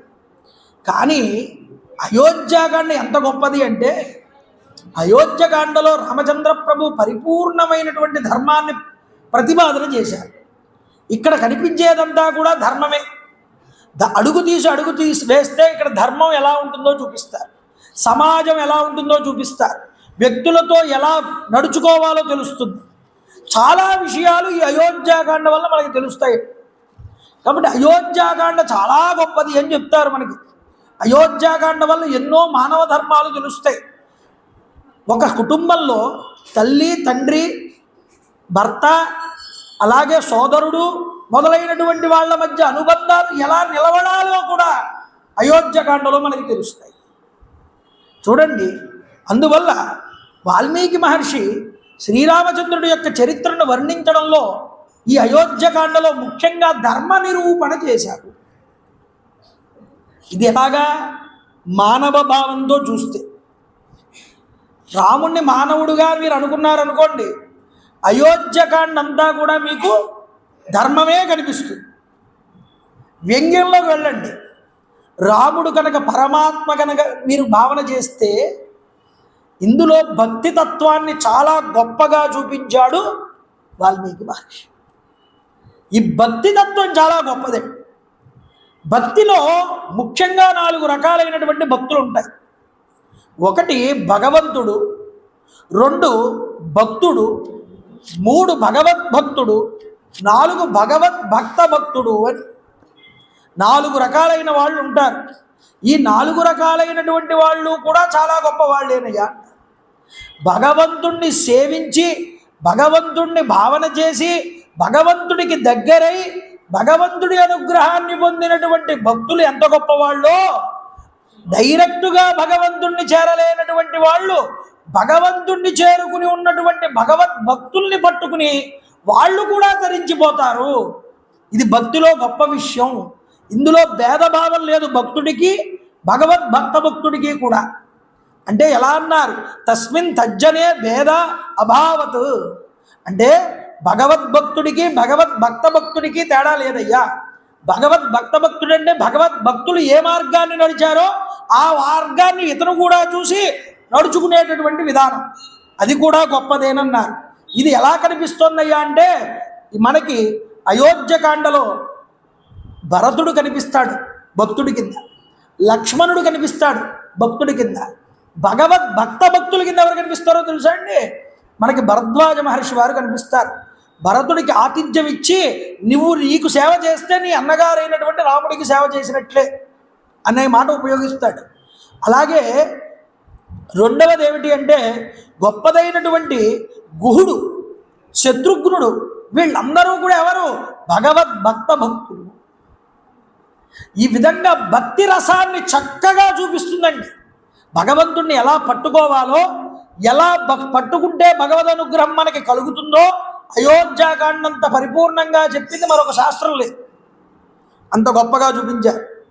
చూడండి, ఇలా వెళ్తూ మేనమామల ఇంటిలో ఉన్నటువంటి భరత శత్రుఘ్నుల యొక్క సర్వభోగాల్ని కూడా అనుభవిస్తున్నటువంటి వారై తండ్రి గారైనటువంటి దశరథ మహారాజుల్ని, సోదరులైనటువంటి రామలక్ష్మణుల్ని ఎప్పుడూ భరతుడు శత్రుఘ్నుడు తలుచుకుంటూనే ఉన్నారు. ఎప్పుడు వాళ్ళు మాత్రం మర్చిపోలేదు. ఎప్పుడు అలా అని దశరథుడు తలుచుకోకుండా ఉన్నాడా? దశరథుడు కూడా ఎప్పుడూ తలుచుకుంటూనే ఉన్నాడు. రాముడు కూడా ఎప్పుడూ తలుచుకుంటూనే ఉన్నాడు. అంటే ఇక్కడ వాల్మీకి మహర్షి వారు ఒక మాట అంటారు, చక్కనైనటువంటి మాట. తేషామపి మహాతేజ రామో రతికర పితుః. ఎంత ఇష్టం ఉన్నా పిల్లల మీద దశరథుడికి, రాముడు తన గుణముల చేత తన తండ్రిని ఇంకా గొప్పదైనటువంటి ప్రీతిపాత్రుడిగా కనిపించే విధంగా ప్రవర్తించాడు రాముడు. రతికర పితుః, తన ప్రవర్తన చేత ప్రీతికు చెందేంత అంతలాగా ప్రవర్తించాట రామచంద్రప్రభు. దశరథుడికి ప్రాణం కన్నా ఎక్కువైపోయాడు రాముడు తన ప్రవర్తన చేత, నడవడిక చేత. అయితే ఒక మానవుడికి తన శరీరంలో కాళ్ళు చేతులు అన్నీ కూడా ఉంటాయిగా. ఒక దాని మీద ఇష్టం ఉండి మరో దాని మీద ఇష్టం లేకుండా ఉంటుందా? అన్నింటి మీద ఒకే సమానమైన ఇష్టం కలిగి ఉంటాడు. నాకు ఈ చెయ్యి అక్కర్లేదండి, ఎడం చేయి అక్కర్లేదు, కుడి చేయి చాలంటాడా ఎవడైనా? అన్నాడు కదా. అలాగే దశరథుడికి తన శరీరంలో అవయవాల్లాగా దశరథ మహారాజుకు కూడా పిల్లలు నలుగురు అంటే పరమ ప్రేమ. కానీ రాముడంటే కాస్త అధికమైన కొద్ది అభిమానము ప్రేమ ఇంకా ఎక్కువగా ఉన్నాయి. ఎందుకయ్యా అంటే తన గుణముల చేత అంతా ఆకర్షించాడు. సాక్షాత్తు ఎవరండి రామచంద్ర ప్రభు అంటే? లోకాన్ని రక్షించడానికి, రావణాది మహారాక్షసుల్ని సంహారం చేయడానికి సాక్షాత్తుగా అర్ధితో మానుషేలోకే జజ్ఞే విష్ణు సనాతన. విష్ణువే సనాతనుడైనటువంటి ప్రభువు ఎవరైతే ఉన్నారో ఆ ప్రభువే భూమి మీద రాముడిగా అవతరించారు. ఈ రాముడి గుణాలు ఏమని చెప్పాలయ్యా? కౌసల్య శుశుభేతేన పుత్రేణ అమిత తేజస. కౌసల్యాదేవి నోముల పంటగా పుట్టి పరమ తేజస్సుతో ప్రకాశించాట రామచంద్ర ప్రభు వారు. చూడండి, అయోధ్యాకాండ మొదలుకొని మొదటి 2 సర్గలు కూడా ఎవరైతే పారాయణ చేస్తారో, ఈ 2 సర్గలు కూడా ఎవరైతే వింటారో శ్రద్ధగా, ఇలా వినడం వల్ల సకల గుణవంతులైనటువంటి కుమారులు పుడతారు, పిల్లలు పుడతారు. అలాంటి గుణవంతులైనటువంటి పిల్లలు. ఏమండి, మా ఇంట్లో పిల్లలు మా మాట వినట్లేదు, చాలా దారుణంగా మారిపోతున్నారు, చెడు గుణాల వైపుకు వెళ్ళిపోతున్నారు, చెడు సాంగత్యం వైపుకు వెళ్ళిపోతున్నారు, వాడు ఎలా మారతాడో నాకు అర్థం కావట్లేదండి అని అడుగుతారు చాలామంది వచ్చి. మీరు ఏ పూజలు వ్రతాలు కూడా చేయించక్కర్లేదండి. అయోధ్యాకాండలో మొదటి 2 సర్గలు కూడా వాళ్ళకి వినిపిస్తే, కూర్చోబెట్టి వాళ్ళకి కనీసం వాళ్ళ చేత పారాయణ చేయిస్తే వాళ్ళకి గొప్పదైనటువంటి సద్గుణాలు అబ్బుతాయి అని చెప్పారు శాస్త్రం. అంత శక్తివంతమైనటువంటి ఇందులో రాముడి యొక్క గుణాలు ఎంత గొప్పవో వాల్మీకి మహర్షి చూపిస్తారు మనకి. కాబట్టి చూడండి, అంటున్నారు, అయ్యా రామచంద్ర ప్రభు వారు లోకోత్తర సుందరుడు, మహావీరుడు, ఇతరులలోని గుణములనే గ్రహించేవాడు కానీ ఇతరులలో లోపాలను ఎప్పుడూ కూడా తాను స్వీకరించేవాడు కాదు. లోకంలో గుర్తుపెట్టుకోండి, స్వభావము అనేటటువంటి ఒక మాట ఉన్నది. వాడి స్వభావం అండి ఇలా ఉంటుందండి అంటాం. స్వభావం అనేటటువంటిది మనిషికి సహజ సిద్ధంగా రావాలి. ఎలాంటి స్వభావం రావాలి? మంచి స్వభావం రావాలి. మంచి స్వభావం రావాలంటే ఏం చెయ్యాలి? మనలో ఉన్నటువంటి దురాశని, స్వార్థాన్ని విడిచిపెట్టాలి. పుట్టుకతో ఏ జీవుడైనా, ఏ మనిషి అయినా ఒక ఖాళీ పాత్ర ఎలా ఉంటుందో అలా వచ్చిన వాడే. అందులో పాలు పోస్తావా, విషం పోస్తావా అన్నది నీ యొక్క ఆలోచన మీద ఆధారపడి ఉంటుంది. ఒక పిల్లవాడు పెరుగుతున్నాడు, పెద్దవాడు అవుతున్నాడు, వాడిలో మంచి గుణాలు నింపితే మంచిగా ప్రవర్తిస్తాడు, వాడిలో చెడు గుణాలు నింపితే చెడుగా ప్రవర్తిస్తాడు. అది ఎలా నింపుతున్నావు అన్నది నీ చేతుల్లో ఉన్నది. నీ సంతానం నీ యొక్క చేతుల్లోనే ఉంది, ఎలా వృద్ధి చెందుతుందో. అందువల్ల స్వభావం అనేటటువంటిదండి ఎవడికి వాడు మార్చుకోవాల్సిందే కానీ ఎవడో చెప్తే మారుతాడనేటటువంటిది లేదు. ఎదుటివాడు ఏం చేయగలడు? ఎవయ్యా ఇలా ఉండడం మంచిది కాదు, ఇలా ఉండు, లేకపోతే ఈ పని చెయ్యి, ఇలా ఉంటే నిన్ను అందరూ కూడా మెచ్చుకుంటారు అని చెప్తాడు. చెప్పడం వరకే, గురువైనా తల్లైనా తండ్రి అయినా. కానీ వాడు ఉద్ధరించబడాలి అంటే మాత్రం వాడికి వాడే దాని స్వభావాన్ని మార్చుకోవలసి ఉంటుంది, సంస్కరించుకోవలసి ఉంటుంది. ఎలా సంస్కరించుకోవాలి, ఎలా సంస్కరించుకోవాలో రాముడు చూపిస్తున్నాడు ఇక్కడ. ఇది పట్టుకోవాలి మనం. రాముడికి ఇన్ని గుణాలు ఉన్నాయంటే ఎలా ఉన్నాయి గుణాలు? రాముడు పెరిగిన వాతావరణం, రాముడు చూసిన దృష్టి అంత గొప్పది. అందుకనే మనకి శాస్త్రాల్లో ఒక మాట చెప్తారు పెద్దలు, మన స్వభావం మార్చుకోవాలి అంటే మూడింటిని పట్టుకోవాలి అన్నారు. ఏమిటా మూడు అన్నారు అంటే, మొట్టమొదట మన స్వభావం మారాలి అంటే సత్సాంగత్యం అనేటటువంటిది చెయ్యాలి. అంటే మంచి వ్యక్తులతో సహవాసం, మంచి చెప్పేవారితో కాలం గడపడం, ఇదంతా సత్సంగమే. ఒక మంచి విషయం జరుగుతోంది, అక్కడికి వెళ్ళి కూర్చోవాలి అని నీకు అనిపించాలి. అక్కడ కూర్చున్న చోట నీకేమవుతుంది అన్నారు, నీ స్వభావానికి ఒక పునాది అక్కడ పడుతుందన్నారు. సత్సాంగత్యం అన్నారు. రెండు ఏమిటండి అన్నారు, రెండు సత్శాస్త్రము అన్నారు. నువ్వు చదువుకునే చదువు కూడా మంచి చదువు చదవాలి, నీ గుణాలని పెంచేటటువంటి చదువు చదవాలి, నీ గుణాలని నాశనం చేసే చదువు వైపుకు నువ్వు వెళ్ళకూడదు. కాబట్టి సత్శాస్త్రం నీ స్వభావాన్ని మారుస్తుంది. లేదు, మూడేమిటన్నారు, సద్విచారము, నీ యొక్క ఆలోచన తీరు అన్నీ కూడా మంచి వైపుకి, ఆలోచన వైపు నడవాలి. ఈ మూడు నీలో ఉన్నప్పుడే నీ స్వభావం బాగుపడుతుంది. చాలామంది భజనలు చేస్తారు, పూజలు చేస్తారు, వ్రతాలు చేస్తారు. ఎన్ని వ్రతాలు చేసినా ఎన్ని పూజలు చేసినా మాకు ఏ ఫలితము కనిపించట్లేదండి అంటారు. ఫలితం కనిపించకపోవడానికి ముఖ్య కారణం ఏమిటి అంటే స్వభావమేనయ్యా అన్నారు శాస్త్రం.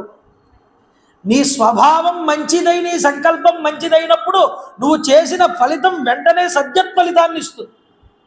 మనసులో చెడు భావాన్ని పెట్టుకుని, మాశ్చర్యాన్ని పెట్టుకుని, చెడు ఆలోచనలు పెట్టుకుని నువ్వు ఎన్ని శుభకార్యాలు చేయి, ఎన్ని పూజలు చేయి, ఎన్ని భజనలు చేయి, నీ స్వభావం సరిగ్గా లేని రోజున ఆ పూజలు కానీ ఆ వ్రతాలు కానీ మంచి ఫలితాలను ఇవ్వవు. రావణాసురుడు చేసేవాడు శివలింగారాధన, రావణాసుడికి వేదం మొత్తం తెలుసు, రావణాసురుడు కన్నా గొప్ప తపస్సు చేసిన వాడు మరొకడు లేడు. కానీ స్వభావం మంచిది కాకపోవడం వల్ల ఏమైంది, వాడు అనుకున్నది వాడు సంపాదించుకోలేకపోయాడు. కాబట్టి దేనికైనా ప్రధానం ఏమిటి, స్వభావమే. ఈ స్వభావాన్ని ఎవరు మార్చుకోవాలి? ఎవరో వచ్చి నీ స్వభావాన్ని మార్చరు, నీ స్వభావాన్ని నువ్వే మార్చాలి. పిల్లలుగా, చిన్న పిల్లల దగ్గర నుంచి వాడి స్వభావాన్ని తీర్చిదిద్దడానికి తల్లిదండ్రులుగా మనం పాటుపడాలి. అందుకనే సత్సాంగం అంటే బయట ఎవరితో మంచి వ్యక్తులతో పురాణం చెప్తేనో మంచి వ్యక్తులతోనో సహవాసం చేయడమే కాదు, ఆ ఇంటిలో ఉన్న వ్యక్తులు కూడా సత్పురుషులై ఉండాలి. అప్పుడే నీ కొడుకు సత్సాంగత్యాన్ని పొందుతాడు. బయట ఎంతో భక్తిగా అన్ని ప్రవచనాలు వింటున్నా సరే, ఎవడో ఒరే మీ నాన్న ఇలా దొంగతనం చేశాడురా, మీ నాన్న ఇలా జైలుకి వెళ్ళాడురా, ఒరే మీ నాన్న ఇంతటి తిరుగుబోతురా అని చెప్పాడు అనుకోండి, వాడిలో అదే నాటుకుంటుంది. ఒరే ఈ పని ఎందుకు చేసావంటే నువ్వు చేయలేదేమిటి నేను చేయకపోవడానికి అని అడుగుతాడు తండ్రిని. కాబట్టి బయట సత్సంగమే కాదయ్యా, కుటుంబ వాతావరణం కూడా సత్సంగమై ఉండాలి. అప్పుడే వాడు మంచి స్వభావాన్ని పొందుతాడు. ఇది గుర్తుపెట్టుకోవాలి. రాముడు ఎంతటి స్వభావాన్ని, గుణస్వభావాన్ని పొందాడన్న దాంట్లో ఈ మూడు చాలా ముఖ్యం. సత్సాంగము, రెండేమిటి సత్శాస్త్రము, గురువులు చెప్పిన దాని మీద నమ్మకం ఉంచాడు. గురువులు అరే నాయన ఇలా నడుచుకో, ఇది ధర్మము, ఇది ధర్మము కాదు, ఆ ధర్మమైనటువంటి దాని మీద దృష్టి పెట్టాడు. పెద్దలు చెప్పిన దాన్ని విన్నాడు కానీ ఎవరో ఆకతాయిలు మాట్లాడుకున్న మాటలకి, లేకపోతే చెడు చేష్టలు అలవరుచుకున్నటువంటి వాళ్ళ మాటలకి ఎప్పుడూ కూడా దగ్గరికి రానివ్వలేదు, దూరంగా ఉంచాడు వాళ్ళని. కాబట్టి సత్శాస్త్రాన్ని దైవం ఏం చెప్పింది, వేదం ఏం చెప్పింది, దాన్ని గురువు మనకు ఏ విధంగా అన్వయించారు, మనం ఎలా బ్రతకాలని చెప్పారు. దశరథ మహారాజు గారు రామచంద్ర ప్రభువు వారిని పిలిచి, లోకమంతా కూడా నీ గురించి చాలా గొప్పగా చెప్పిందయ్యా, నిన్ను ప్రభువుగా చెయ్యమన్నది. కానీ నువ్వు రేపున్న రోజున రాజు అయిన తర్వాత ఇప్పుడు ఉన్న వినయం తక్కువ కాదని నేను అనట్లేదు, కానీ నువ్వు ఇంకా వినయాన్ని పొందాలయ్యా. తండ్రిగా తాను చెప్పాల్సిన మంచి విషయాన్ని తాను కూర్చోబెట్టి చెప్పాడు. అందులో ధర్మం ఉంటే రాముడు తప్పకుండా స్వీకరిస్తాడు. అది సత్శాస్త్రం. సత్శాస్త్రం అంటే మంచి విద్యని, విషయాన్ని అవగతం చేసుకోవడం నీకు రావాలి. మూడేమిటి? సద్విచారం చెయ్యాలి. అంటే నీ భావన, నీ ఆలోచన అంతా కూడా మంచి విషయమై ఉండాలి. ఎవడో పిలిచాడు, ఒరే ఈరోజు సినిమా రిలీజ్ అయింది, నువ్వు రా, మన ఇద్దరం కలిసి వెళ్దాం.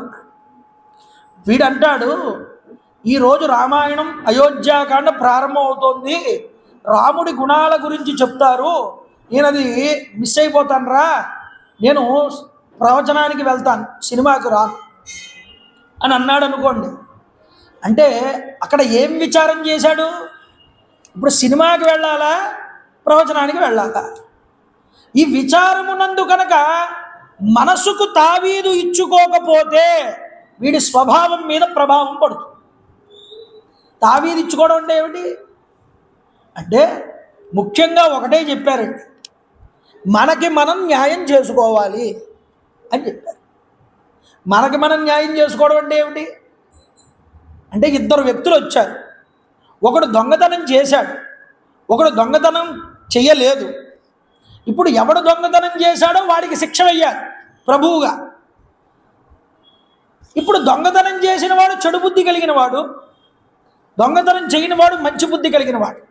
ఇప్పుడు వెంటనే ప్రభువు ఏమంటాడు, ఒరే నువ్వు దొంగతనం చేసినట్టుగా నిరూపితమైంది, నీకు శిక్ష వేస్తున్నాను అంటాడు ప్రభు. ఒక ప్రభువు చెడు పనికి శిక్ష వేసి మంచిని ఎలా కాపాడాడు, అలాగా నీలో బుద్ధి అనేటటువంటిది ఒకటి ఉన్నది. ఆ బుద్ధి ప్రభువు లాంటిది. ఆ బుద్ధి ఏం చేస్తుంది? సినిమాకి వెళ్ళాలా, ప్రవచనానికి వెళ్ళాలా, అక్కడ భజన జరుగుతోంది, భజనకి వెళ్ళాలా, ఆడుకోవడానికి వెళ్ళాలా, లేకపోతే ఒకడు కోట్లాడడానికి రమ్మన్నాడు ఎవరితోనో, అక్కడికి వెళ్ళాలా, ఇక్కడ ధర్మ ప్రచారం కోసం రమ్మన్నాడు, ఇక్కడికి వెళ్ళాలా? రెండూ కూడా నీ ముందే పెడుతుంది తీసుకొచ్చి మనస్సు. ప్రభువు అయినటువంటి బుద్ధి ఏం చేయాలి? ఇక్కడ న్యాయం చేయాలి. న్యాయం చేయడం అంటే ఏమిటి? నీకు నువ్వు న్యాయం చేసుకోవడం అంటే నీ బుద్ధి చేత నీ మనస్సుని మంచి మార్గం వైపుకు తిప్పడమే. ఇది గుర్తుపెట్టుకోండి గట్టిగా. కాబట్టి నీ బుద్ధిని మంచి మార్గం వైపుకు తిప్పగలిగే న్యాయం నీకు నువ్వే చేసుకోగలవు, ఎవరో వచ్చి చెయ్యరు. మరి సత్సాంగం వల్ల ఏం జరిగింది? మంచికి చెడుకి తేడా తెలుస్తుంది. సద్ శాస్త్రం వల్ల ఏం జరిగింది? ఎలా నడుచుకోవాలో ఎలా నడుచుకోకూడదో నీకు తెలిసింది, ఏది చదవాలో ఏది చదవకూడదో నీకు తెలిసింది. ఆ తర్వాత విచారం చేయి. విచారం వల్ల ఏం జరుగుతుంది? నేను చదువుకున్న విద్యలో ఏది మంచి చెప్పబడింది, ఏది చెడు చెప్పబడింది, నేను దేని వైపుకు వెళుతున్నాను, ఈ విచారం చేసి ధర్మ మార్గం వైపుకు నీ మనసును తిప్పిన రోజున రాముడు ఏ గుణాలు పొందాడో నువ్వు అన్ని గుణాలు పొందుతావు. ఈ గుణాలని పెంపొందింపజేయడానికి రామాయణం రాముడి యొక్క గుణాలని మన ముందు చూపిస్తున్నది ఈరోజు. కాబట్టి ఇదేమిటిది? సత్శాస్త్రం, సత్సాంగత్యం. ఇది అప్పుడు పురాణం వల్ల ఎన్ని లాభాలు కలుగుతున్నాయి? సత్సాంగత్యం కలుగుతున్నది, శాస్త్రం నీకు అలవడుతున్నది. విచారం చేయవలసింది ఎవరు? విచారం నీ చేతుల్లో ఉంది. ఆలోచన, ఇప్పుడు నేను ఏ మార్గం వైపుకు వెళ్ళాలి? రాముడిని ఆదర్శంగా తీసుకోవాలా, రావణాసురుడిని ఆదర్శంగా తీసుకోవాలా? వాల్మీకి మహర్షి చెప్పరండి. ఆ విచారం నీకే విడిచిపెడతాడు. నువ్వు ఆలోచించుకో. ఎవడు బాగుపడ్డాడో ఎవడు నశించిపోయాడు. కాబట్టి ఇది తెలుసుకున్న రోజున, ఈ విచారం నీలో జరిగినటువంటి రోజున, అందుకనే శ్రవణం చెయ్యాలి ఎప్పుడు, భగవత్ కథా విశేషాలు ఎప్పుడూ కూడా. అది జరగడం మన పుణ్య విశేషంగా భావన చెయ్యాలి, మన అదృష్టంగా భావన చెయ్యాలి. ఈ రోజుల్లో కూర్చోబెట్టి చెప్పడానికి ఎవరికీ తీరిక లేదు. నిజానికి చెప్పాలి, చెప్పినప్పుడు వచ్చి మనం శ్రద్ధగా దాన్ని విని మననం చేసినప్పుడు ఆ శ్రవణానికి ఒక సార్థకత లభిస్తుంది. గట్టిగా గుర్తుపెట్టుకోండి, ఏదైనా మన విచారం మన సంకల్పం వల్ల మాత్రమే జరుగుతాయి. కానీ ఏమండి ఈరోజు ఈ కథ విన్నాను, ఈ కథ వల్ల నాకు ఇన్ని కోట్లు కలిసి వస్తాయా అంటే, అది కలిసి వస్తాయో కలిసి రావో నేను చెప్పలేను. కానీ నీ బుద్ధి మాత్రం మారుతుందన్న దానికి నేను గ్యారంటీ ఇవ్వగలను. ఆ బుద్ధి మారడానికి ఒకసారి చెప్తే వినలేదు నీ మనస్సు, 2 సార్లు చెప్తే వినలేదు నీ మనస్సు, 3 సార్లు చెప్తే వినలేదు నీ మనస్సు, 7వ సారి రామాయణం జరుగుతోంది ఇక్కడ, 7 సార్లు వినడానికి వచ్చావా? 7 సార్లు వినడానికి నువ్వు వచ్చిన వాడివే అయితే కనీసం ఒక గుణమైనా నీలో కలుగుతుంది. ఇందులో ఎటువంటి సందేహం లేదు. ఎందుకని వినగా వినగా వినగా వినగా అది ఏం చేస్తుందంటే నిన్ను ఒక్కసారైనా ఇలా చేస్తే బాగుంటుంది కదా అని ఆలోచింపజేయిస్తుంది. అప్పుడు సమాజంలో, కుటుంబంలో, వ్యక్తులతో నీకు ప్రేమ ఆదరణలే తప్ప కొట్లాటలు గొడవలు నీకు ఉండవు. ఎందుకంటే స్వభావం మంచిదైనప్పుడు ఎదుటివాడిని క్షమించగలిగేటటువంటి గుణం, గౌరవించేటటువంటి గుణం నీకు కలుగుతాయి. అర్థమవుతుందండి? ఆ గుణం రావాలి అంటే ఎదుటివాడిని క్షమించే గుణం ఉండాలి, గౌరవించే గుణం రావాలి. ఇవన్నీ దేనివల్ల వస్తాయి? నీ స్వభావాన్ని నువ్వు మార్చుకున్నప్పుడు వస్తాయి. ఒక్క స్వభావం మీదే ఇక్కడ రాముడి యొక్క గుణాలన్నీ కూడా ఇక్కడ ఆధారపడి ఉంటాయి. ఆయన ఎలా పెరిగాడన్నది ఇక్కడ చూపిస్తున్నాడు వాల్మీకి మహర్షి. సతు నిత్యం ప్రశాంతాత్మ మృదుపూర్వం తు భాషతే ఉద్యమానోపి పరుషం నోత్తరం ప్రతిపద్యతే కదంచిదుపకారేణ కృతేన ఏకేన తుష్యతి అస్మరతి అపకారాణం శతమపి ఆత్మవత్తయా. నిరంతరము కూడా ప్రశాంతంగా ఉంటాడట రామచంద్ర ప్రభు. వ్యగ్రత పొందడు, కోపం తెచ్చుకోడు, ఎదుటివాడిని ఏదో మనం ఇబ్బంది పెట్టాలనే ఆలోచన అస్సలు రాదు. ప్రశాంతమైనటువంటి చిత్తం కలిగి ఉంటాడు. ఉదయం లేవగానే భగవత్ చింతనయందు దృష్టి పెట్టాలి, మనస్సుని భగవత్ కార్యం వైపుకు తిప్పాలి, మంచి ఆలోచన ఆలోచించాలి. ఎవడినో మనం ఈరోజు ప్రతీకారం తీర్చుకోవాలని మొదలు పెడితే ఆ రోజంతా వ్యగ్రతగానే నడుస్తుంది. ఇక్కడ రాముడు ఆ ఆ యొక్క ప్రశాంత చిత్తాన్ని కలిగి ఉంటాట ఎప్పుడు కూడా. మృదు భాషంతు భాషతే, మృదు భాషిత్వాన్ని పొందుతాట. మాట మాట్లాడితే కఠినంగా ఉండదుట రామచంద్ర ప్రభు, చాలా వినయంగా మృదువుగా మాట్లాడతాట రామచంద్ర ప్రభు. కాబట్టి కోపం అనేటటువంటి మాటనే ఎరగడుట రామచంద్ర ప్రభు. ఎలాంటి వాళ్ళు ఎన్ని పరుషోక్తులు వచ్చి మాట్లాడినా గట్టిగా మాట్లాడతాడు ఒక్కొక్కడు వచ్చి, నువ్వెంత అని మాట్లాడతాడు ఒక్కొక్కడు వచ్చి, నీకు నేను గౌరవించాలా అంటాడు ఒక్కొక్కడు వచ్చి. ఇవన్నీ మాటలు కూడా ఆయన తీసుకోట ఆయన దగ్గర. పరుషోక్తులు ఎప్పుడూ కూడా ఎన్ని మాట్లాడినా వాటిని పట్టించుకోడు రామచంద్ర ప్రభు. అంతేకాదు అనునయపూర్వకంగా మాట్లాడతాడు. ఎదుటివాడు అంత వ్యగ్రతతో ఉన్నా సరే వాడిని శాంతింపజేసే విధానంలో మాట్లాడతాడు రామచంద్ర ప్రభు. చూడండి, ఒక రకంగా చెప్పాలంటే వాల్మీకి మహర్షి అంటారు, తండ్రిని మించిన తనయుడయ్యా ఈయన. ఎందుకని? కదంచిత్ ఉపకారేణ కృతేన ఏకేన దుష్యతి. ఎవడైనా ఒక ఉపకారం చేశాడు అనుకోండి రామచంద్ర ప్రభు వారికి, 100 సార్లు తలుచుకుంటారట, ఫలానా వాడు నాకు ఈ ఉపకారం చేశాడు అని. ఎవడైనా 100 అపకారాలు చేసినా రామచంద్ర ప్రభువుకి ఒక్కసారి కూడా మనసులో వీడు నాకు ఈ అపకారం చేశాడనే భావాన్ని మనసులోకి రానివ్వట రామచంద్ర ప్రభు. ఇది రామచంద్ర ప్రభు దగ్గర ఉన్నటువంటి గుణం. చూడండి, శీలవృద్ధై జ్ఞానవృద్ధై వయోవృద్ధైశ్చ సజ్జనై కథయాన్నాస్తవై నిత్యం అస్త్రయోగ్యాంతరేష్వపి. ఎప్పుడూ తాను ఒక సమయాన్ని గడపాలి అనుకుంటే ఏం చేస్తాడన్నారు? ఎప్పుడూ కూడా పెద్దల దగ్గరికి వెళ్ళి కూర్చుంటాడు. వాళ్ళ దగ్గర నుండి వచ్చినటువంటి అనుభవమైనటువంటి విషయాలు ఉంటాయే వాటిని తెలుసుకుంటూ ఉంటాడు. జానపదుల దగ్గరికి వెళ్తాడట. మన గ్రామంలో ఈ ఆచారాలన్నీ సక్రమంగా జరుగుతున్నాయా, ఏ ఏ పండగకి, ఏ ఏ ఉత్సవాలకి, ఏ ఏ జాతరలకి ఏ ఆచారాలు తప్పకుండా పాటించాలో ఆ ఆచార విశేషాలు ఏమిటో అన్నీ అడిగి తెలుసుకుంటాడట. అవన్నీ జరుగుతున్నాయా లేవా కూడా అడిగి తెలుసుకుంటూ ఉంటాడు రామచంద్ర ప్రభు వారు. చూడండి, అస్త్ర విద్యను నేర్చుకుంటున్నప్పుడు ఆ మధ్య మధ్యలో ఖాళీలు ఇస్తారుగా, విరామాలు.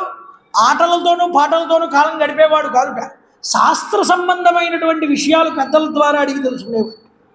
కాబట్టి ఇంత గొప్పవాడియా. బుద్ధిమాన్ అన్నాడు వాల్మీకి మహర్షి.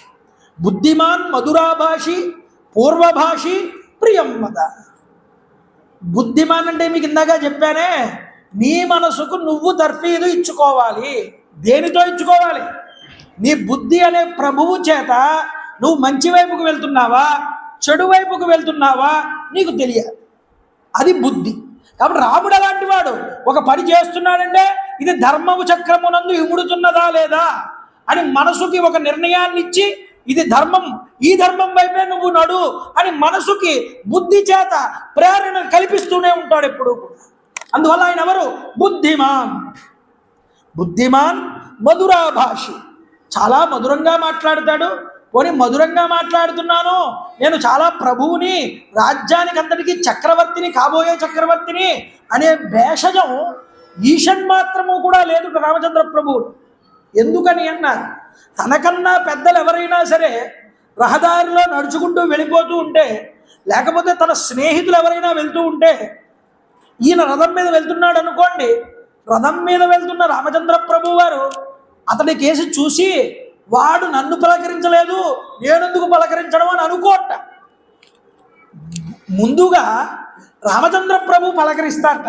ఏమయ్యా బాగున్నావా, ఎలా ఉంది నీ యొక్క ఉద్యోగం, నీ యొక్క కర్మలు అన్నీ బాగా చేస్తున్నావా, నీకేమీ ఇబ్బందులు లేవు కదా, నీ గృహస్థాశ్రమ ధర్మం చక్కగా నడుస్తోందా, ఇవన్నీ అడిగి తెలుసుకుంటాడు. అయ్యయ్యో, రామచంద్ర ప్రభు వారిని నేను పలకరించలేదు, ఆయనే తిరిగి నన్ను పలకరించారు, ఏమి గొప్ప మనసు అయింది అని అనుకుంటారట అవతల వారు కూడా. ఆయనకు అవసరం ఉందా నిజానికి? రామచంద్ర ప్రభు ఆయన చక్రవర్తి, ఆయన అడగాల్సిన అవసరం ఏముంది? కానీ ముందుగా మాట్లాడాల్సి వస్తే మనలాంటి వాడు, నాలాంటి వాడు ఏం చేస్తాడంటే, వాడు నాతో మాట్లాడకుండా మనం మాట్లాడడం ఏమిటి అని అనుకుంటా. కానీ రాముడు అలా అనుకోట, ముందు తాను పలకరిస్తాట ఎదుటి వ్యక్తి. పూర్వభాషి ప్రియం వద. ఏదైనా మామూలుగా ఎదురుగా మాట్లాడి ఏదో అప్రియంగా మాట్లాడటం కాదు, ప్రియంగా మాట్లాడతాడయ్యా. ఇది నేర్చుకోవాలి. యుద్ధానికి వెళ్తే గొప్పదైనటువంటి శత్రువుల్ని ఓడించే వెనక్కి తిరిగి వస్తాడన్నారు. కాబట్టి దుర్మార్గులైనటువంటి వారు ఎవరైనా సరే, రామా నేను ఇన్ని తప్పులు చేశాను, నన్ను క్షమించు అని ఆయన పాదాల మీద పడితే వాడిని శిక్షించకుండా అనుగ్రహిస్తారట.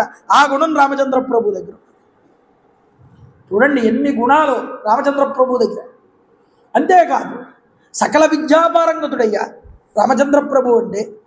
జ్ఞానవృద్ధులకు ఎదురు వెళ్ళి సేవించేటటువంటి గుణం కలిగినటువంటి వాడు. సానుక్రోశో జితక్రోధో బ్రాహ్మణ ప్రతిపూజక. దుఃఖితుల్ని చూసినప్పుడు, బాధపడేటటువంటి వాళ్ళని చూసినప్పుడు, అరెరెరెరే వాళ్ళకి ఎంత కష్టం వచ్చిందో కదా అని వాళ్ళంత బాధపడుతున్నారో వాళ్ళని చూసి రాముడు కూడా అంతే బాధపడేవాడయ్యా అన్నారు. అంతేకాదుటండి, దీనానుకంపి ధర్మజ్ఞో నిత్యం ప్రగ్రహవాన్ శుచి. అంతేకాదండి, ఇక్కడ చూడండి, కలలో కూడా పరుల యొక్క సొత్తుని నేను పొందాలి అనేటటువంటి ఆలోచన లేనటువంటి రామచంద్ర ప్రభు. చూసారా, కులోచితమతి క్షాత్రం ధర్మం స్వం బహుమన్యతే. ఇక్ష్వాకు వంశజులకు సహజంగా దయాదాక్షిణ్యములు అనేటటువంటివి, శరణాగత రక్షణం అనేటటువంటిది, ధర్మైక దృష్టి అనేటటువంటిది, దుష్ట నిగ్రహం అనేటటువంటిది, ప్రజా పాలనం అనేటటువంటిది ఎప్పుడూ కూడా వారు పాటిస్తూనే ఉంటారు. కాబట్టి అలాంటి ధర్మాలని విడిచిపెట్టకుండా పాటించేవాడు రామచంద్రుడు. ఈ పాటించడం ఎలా వచ్చింది? వంశాన్ని బట్టి వచ్చింది. వాళ్ళ పెద్దలు ఆచరించిన ధర్మాన్ని బట్టి ఆయనకు వచ్చింది. అందుకనే ఇంటి వాతావరణం కూడా మంచిదై ఉంటే మన యొక్క బ్రతుకులు, మన యొక్క దృష్టి, మన యొక్క ఆచరణ అన్నీ మంచి మార్గం వైపు వెళ్తాయి. ఇక్కడ ఏమన్నాడు? వర్ణాశ్రమ ధర్మాలు ఆచరించడం వల్ల కలిగేటటువంటి కీర్తి స్వర్గ ఫలదాయకం అనేటటువంటి నమ్మి క్షాత్ర ధర్మాన్ని నడిపేటటువంటి వాడు. ఎవడు ఏ ఆశ్రమంలో పుడితే, ఏ వర్ణంలో పుడితే ఆ ధర్మాన్ని ఆచరించాలి, అలా ఆచరిస్తే వాడికి స్వర్గం లభిస్తుంది అన్న దాని మీద ప్రగాఢమైనటువంటి నమ్మకం కలిగిన వాడు రామచంద్ర. కాబట్టి తన క్షాత్ర ధర్మాన్ని ఎప్పుడూ విడిచిపెట్టలేదుట. క్షాత్ర ధర్మాన్ని ఆయన పాటిస్తూనే ఉన్నాడు. నా శ్రేయసి రతో విద్వాన్ నా విరుద్ధ కదారుచి. అయితే జూదం మొదలైనటువంటి వ్యసనాలు మొదలైనటువంటి వ్యర్థ కార్యక్రమాల యందు ఎప్పుడూ కూడా ఆసక్తి చూపనటువంటి వాడు. చూసారా, జూదం వైపు, వ్యసనాల వైపు ఇలా లాగేస్తుంది మనిషిని అవి, కానీ వాటి యందు ఎప్పుడూ ఆసక్తి చూపలేదుట రామచంద్ర ప్రభు. ఎందువల్ల? విచారణ జరగడం వల్ల. లోపల సద్విచారం జరుగుతున్నంతసేపు నీ మనసుని సద్విషయం వైపే పెట్టగలవు. కానీ అది ఎలా ఉండాలి? దేనివల్ల వస్తుంది? ఇంద్రియ నిగ్రహం వల్ల వస్తుంది. ఇంద్రియ నిగ్రహం ఎలా వస్తుంది? నీలో సాధన వల్ల వస్తుంది. ఈ సాధన ఎలా వస్తుంది? నీ చిన్నతనం నుండి నువ్వు పెరిగిన వాతావరణం బట్టి వస్తుంది. అప్పుడు సాధన ఉండాలి, ఇంద్రియ నిగ్రహం ఉండాలి. ఇంద్రియ నిగ్రహం వల్ల నీ స్వభావం అనేటటువంటిది మెరుగుపడి సద్విచారం వైపు నీ మనసు తిరుగుతుంది. అలా తిరిగినప్పుడు రాముడు ఏ విధమైనటువంటి స్థితిని పొందాడో మనం కూడా ఆ స్థితిని పొందగలం. చూడండి, మానసికంగా శారీరకంగా ఎప్పుడూ ఆరోగ్యంగా ఉంటాడు రామచంద్ర. శరీరాన్ని ఆరోగ్యంగా ఉంచుకోవాలి. ఆరోగ్యం చాలా ముఖ్యం. అంటే ధర్మం ఆచరించాలంటే ఆరోగ్యం ఉండాలి. ఒక గంట సేపు మనం కూర్చుని ప్రవచనం వినాలి అంటే మనకు ఓపిక ఉండాలంటే ఆరోగ్యం బాగుండాలి. గంట సేపు కూర్చుని ప్రవచనం చెప్పాలి అంటే మనం ఆరోగ్యంగా ఉండాలి. ఆరోగ్యం చాలా ముఖ్యమైనటువంటి. ఒక్క శరీర ఆరోగ్యమేనా, మానసికమైన ఆరోగ్యం కూడా ఉండాలయ్యా. మనసులో కల్మషం పెట్టుకుంటే అది మొహంలోనే తెలుస్తుందంట. మనసులో చెడు భావనలు కలిగితే శరీరం అనేటటువంటిది అదుపు తప్పుతుంది. కాబట్టి మీరు గుర్తుపెట్టుకోండి, ఆ మానసిక ఆరోగ్యము, శారీరక ఆరోగ్యము రెండూ ఉంటేనే వాడు సాధన యందు ముందుకు అడుగు వేయగలడు, ఇంద్రియ నిగ్రహాన్ని పొందగలడు. ఇది చాలా ముఖ్యం. ముందు మనం మంచిగా ప్రవర్తించాలంటే, మన స్వభావం బాగుపడాలంటే ఇది రాముడు యందు ఉన్నది. ఇది చెప్తున్నారు ఇక్కడ. అంతేకాదండి, మరొక మాట చెప్తున్నారు. దేశకాలాలను ఎరిగి అధ్యయనాదులు కొనసాగిస్తూ ఉండేటటువంటి వాడు. ఏ ప్రాంతం వారికి ఏ విధంగా పాలన చెయ్యాలి, ఏ క్షాత్ర ధర్మాన్ని ఎవరి మీద ప్రయోగించాలి, ఎవరొస్తే వాళ్ళతో ఎటువంటి యుద్ధం చెయ్యాలి. అంటే అవతలవాడు బలవంతుడైతే ఉపయోగించాల్సిన శస్త్రం వేరు, మామూలు సాధారణమైన వాడు వస్తే వాడికి ఉపయోగించాల్సిన అస్త్రం వేరు. ప్రజలు కూడా అంతే. ఒక్కొక్క కులానికి, ఒక్కొక్క వర్ణానికి ఒక్కొక్క పద్ధతులు, వాళ్ళ ఆచారాలు వేరువేరుగా ఉంటాయి. వాళ్ళకి సంబంధించి ఆచారాన్ని ఇతడు అంగీకరించి ముందరికి నడపాలి, కానీ ఇతడి సొంత విద్యల్ని, ఇతడి యొక్క ఆలోచనల్ని వాళ్ళ మీద రుద్దకూడదు. కాబట్టి దేశ కాలాల్ని బట్టి చదువుని, అస్త్ర విద్యని ప్రయోగించడంలో నిపుణుడు రామచంద్ర ప్రభు వారు. ఇన్ని సద్గుణములు కలవాడయ్యా రామచంద్ర ప్రభు. ఇవన్నీనా కాదుట. వీటితో పాటు మరో మాట చెప్తున్నాడు. సమ్యక్ విద్య వ్రత స్నాతో యథావత్ సాంగవేదవిత్ ఇశ్వస్త్రే చ పితు శ్రేష్టో బభూవ భరతాగ్రజ.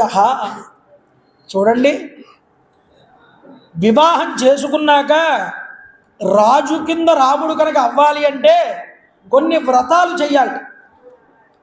ఆ వ్రతాలన్నీ కూడా ఆచరించిన వాడు రాముడు అంటున్నారు. ఏమిటి వ్రతాలండి అని అన్నారు శాస్త్రంలో. ఏమిటి వ్రతాలంటే, ముఖ్యంగా రాజు అనేటటువంటి వాడికి వివాహం అయిన తరువాత చెప్తున్నారు, కులం, సత్యం, వయస్శీలం, దాక్షిణ్యం, క్షిప్రకారికా, దైవ సంపన్నతా బుద్ధి క్షుద్ర పరివారిత. రామచంద్ర ప్రభువు వారు సర్వ ప్రజలకి కూడా సాకల్యంగా తన గుణాలన్నింటినీ కూడా ఎలా ఉంటాయో చూపించాట ఆచరించి. ఇవన్నీ పక్కన పెడితే సకల సంస్కారాలు కలిగినవాడు.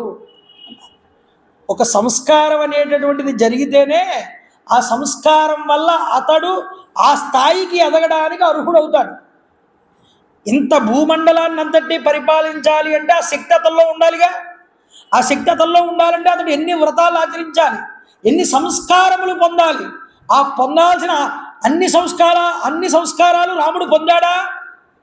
పొందాడయ్యా అన్న. ఎలా పొందాడో సీతాదేవి యుద్ధకాండలో రావణాసురుడితో ఒక మాట చెప్తుంది. ఏమంటుంది అంటే, అగ్నిష్టోమాది బిర్యజ్ఞై ఇష్టవాసాప్త దక్షిణై. ఏమిటి అంటే, సర్వస్నాతక విద్యా పారంగతుడు సకల క్రతు సంపన్నుడు నా యొక్క భర్త రాముడు అని చెప్పింది రావణాసురుడితో. ఏమేం చేశాడు రామచంద్ర ప్రభు? సర్వేషాం ఉపనయన ప్రవృత్యా ఆచార్యకులే వాస సమాన. అశ్వరాయన సూత్రాల్లో ఒక మాట చెప్పారండి. బ్రహ్మచర్యము, వానప్రస్థము, గృహస్థాశ్రమము, సన్యాసం 4 ఆశ్రమాలు ఉన్నాయి. ఈ 4 ఆశ్రమాల వారికి కూడా కామన్ సబ్జెక్ట్ ఏమిటి అంటే, ఉపనయనం పొందిన తర్వాత గురుకుల వాసం చేయడం అనేటటువంటిది ఉన్నదే, ఇది అందరికీ కామనే. అంటే ప్రతి ఒక్కడు విద్య నేర్చుకోవాలి. విద్య నేర్చుకోవడం అన్ని ఆశ్రమాలకి సాధారణమైనటువంటి విషయం. అయితే సర్వేషాం మనుత్సర్గో విద్యయా బుద్ధ్వా కర్మాణి యత్ కామయేత తదారభేత.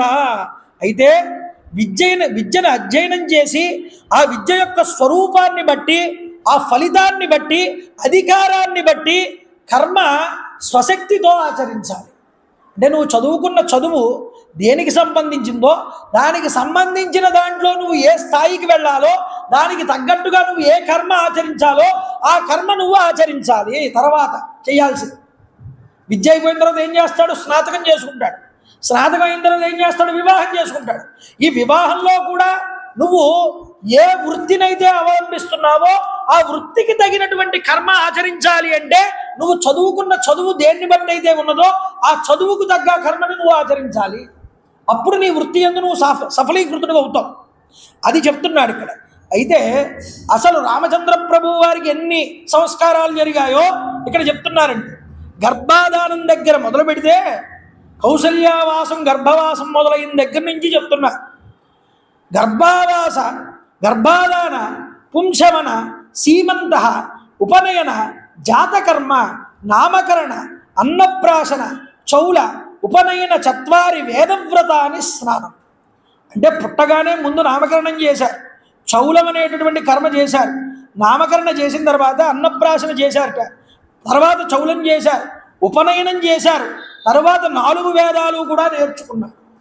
ఈ 4 వేదాలు పూర్తయిన తర్వాత ఏం చేశాడు? సహధర్మచారిణి భార్యను స్వీకరించాడు.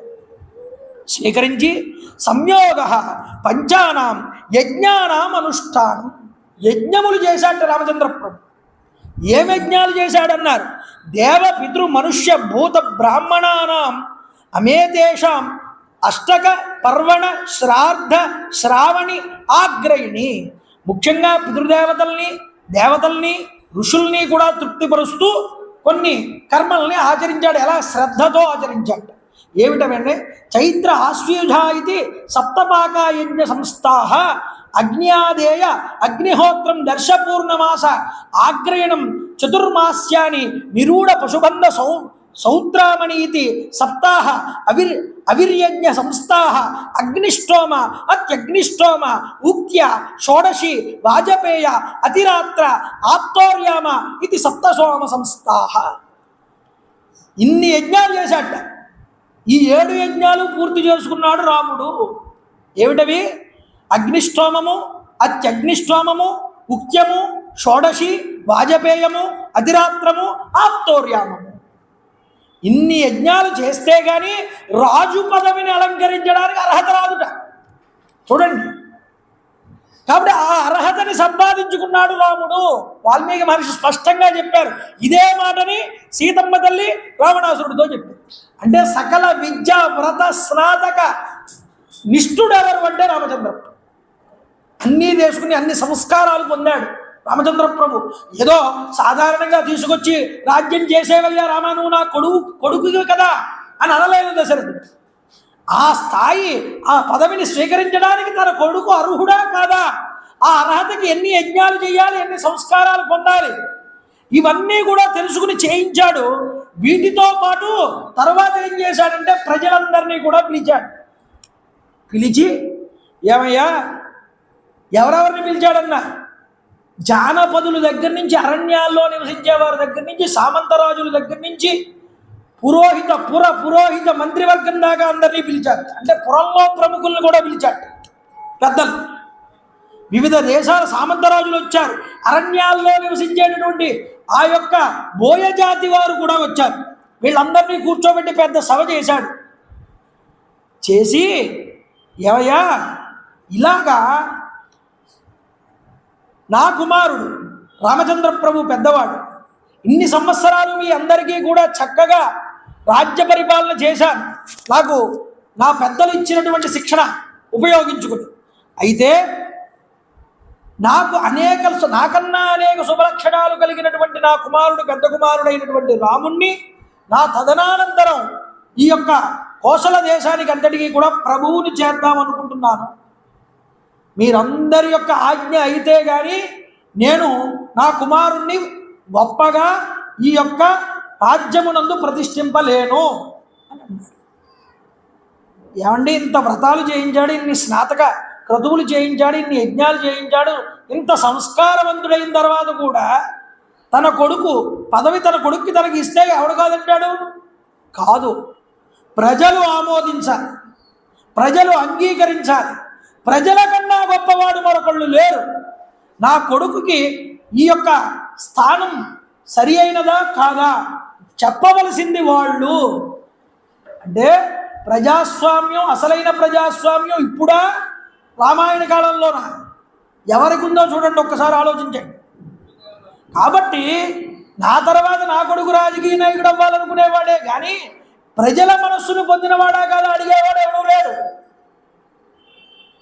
ఇక్కడ చూడండి, ఇంత వ్రత సంపన్నుడు, ఇంత గుణ సంపన్నుడైన వీళ్ళందరినీ పిలిచి ఆహ్వానం చేశాడు. అయితే అయ్యా, అందరినీ కూర్చోబెట్టన్నాడు. దివ్య అంతరిక్ష భూమౌచ ఘోరం ఉత్పాదజం భయం.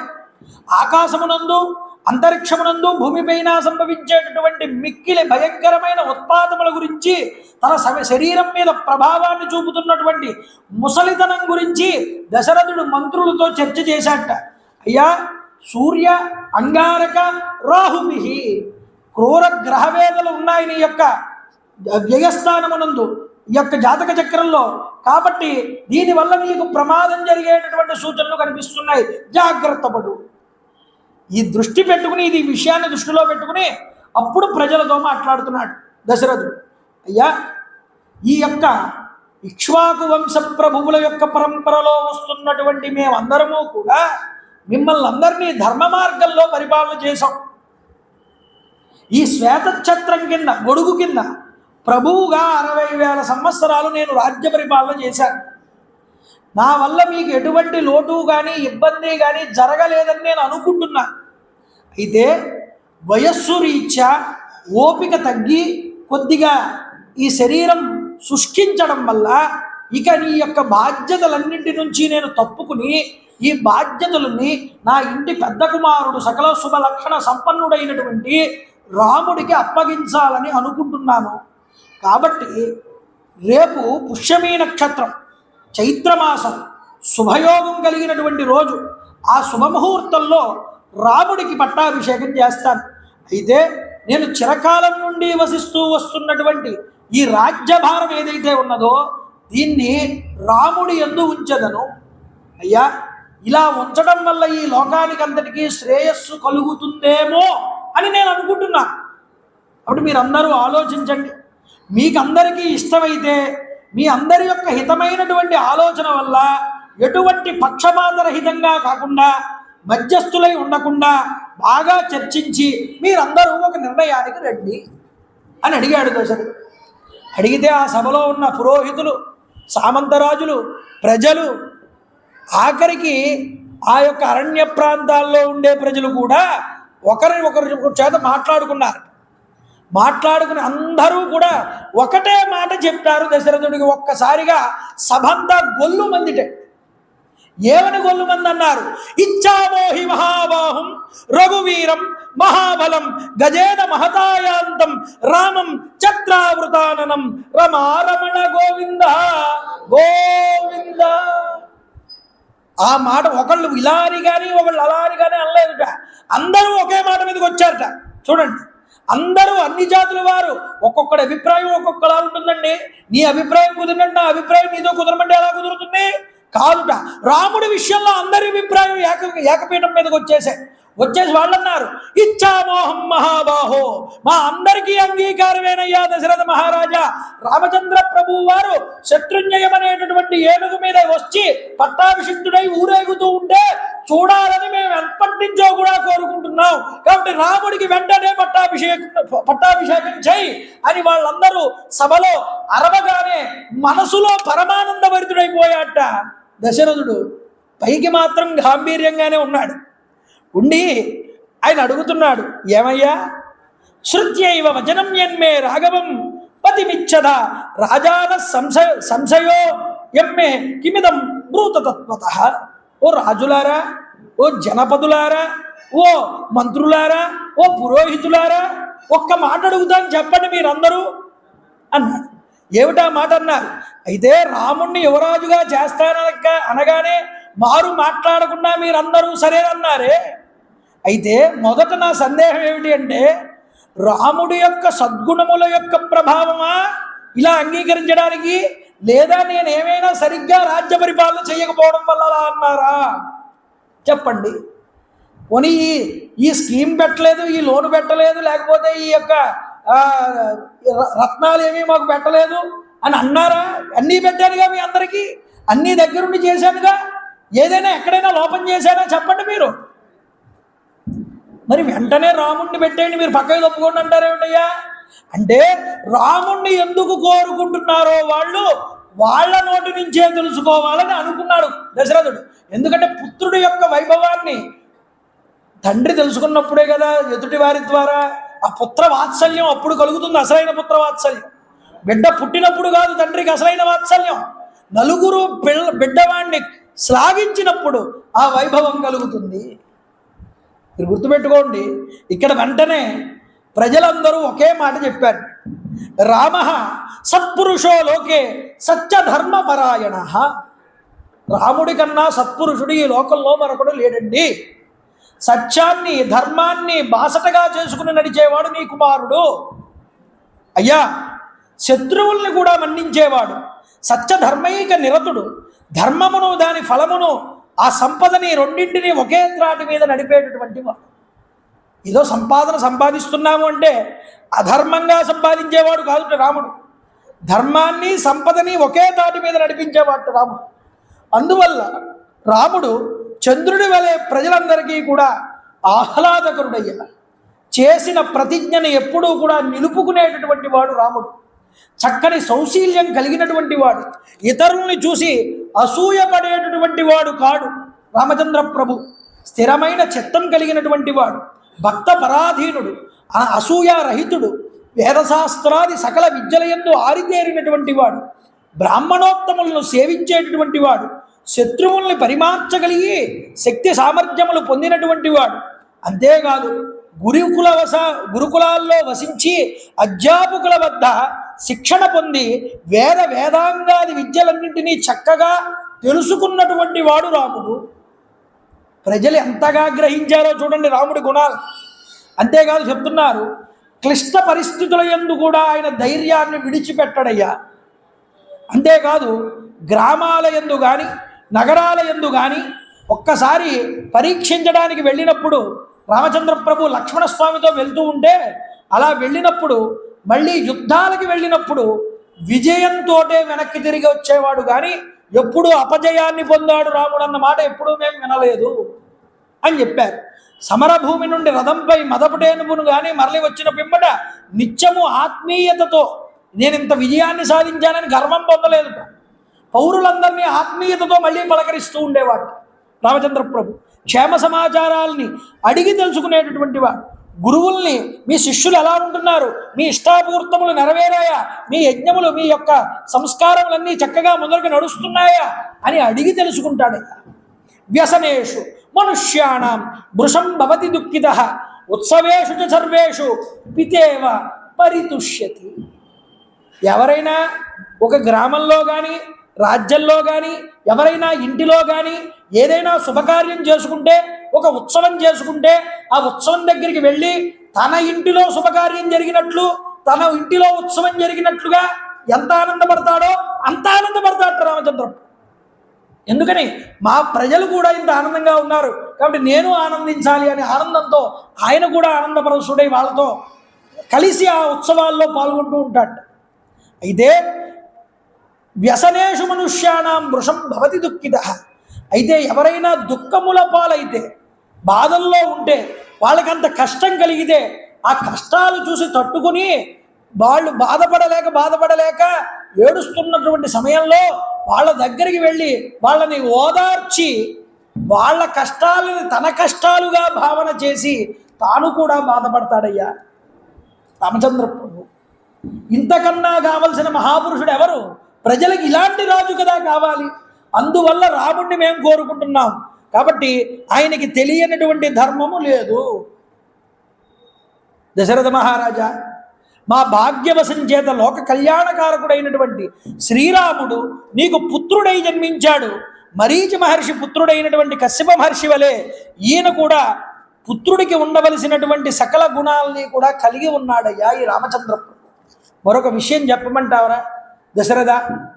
గంధర్వులు, నాగులు, సురాసురులు, మానవులు, ఇతర రాజ్యాలలో నగరాల్లో ఉన్నటువంటి జనులు, కోసల రాజ్యమునందలి అంతఃపుర వాసులు, పుర ప్రజలు, జానపదులు అందరూ కూడా చక్కని శీల సంపదలు కలిగినటువంటి శ్రీరాముడికి బలం కలుగుగాక, ఆయురారోగ్యములు కలుగుగాక అని నిరంతరం ప్రార్థనలు చేస్తున్నారు.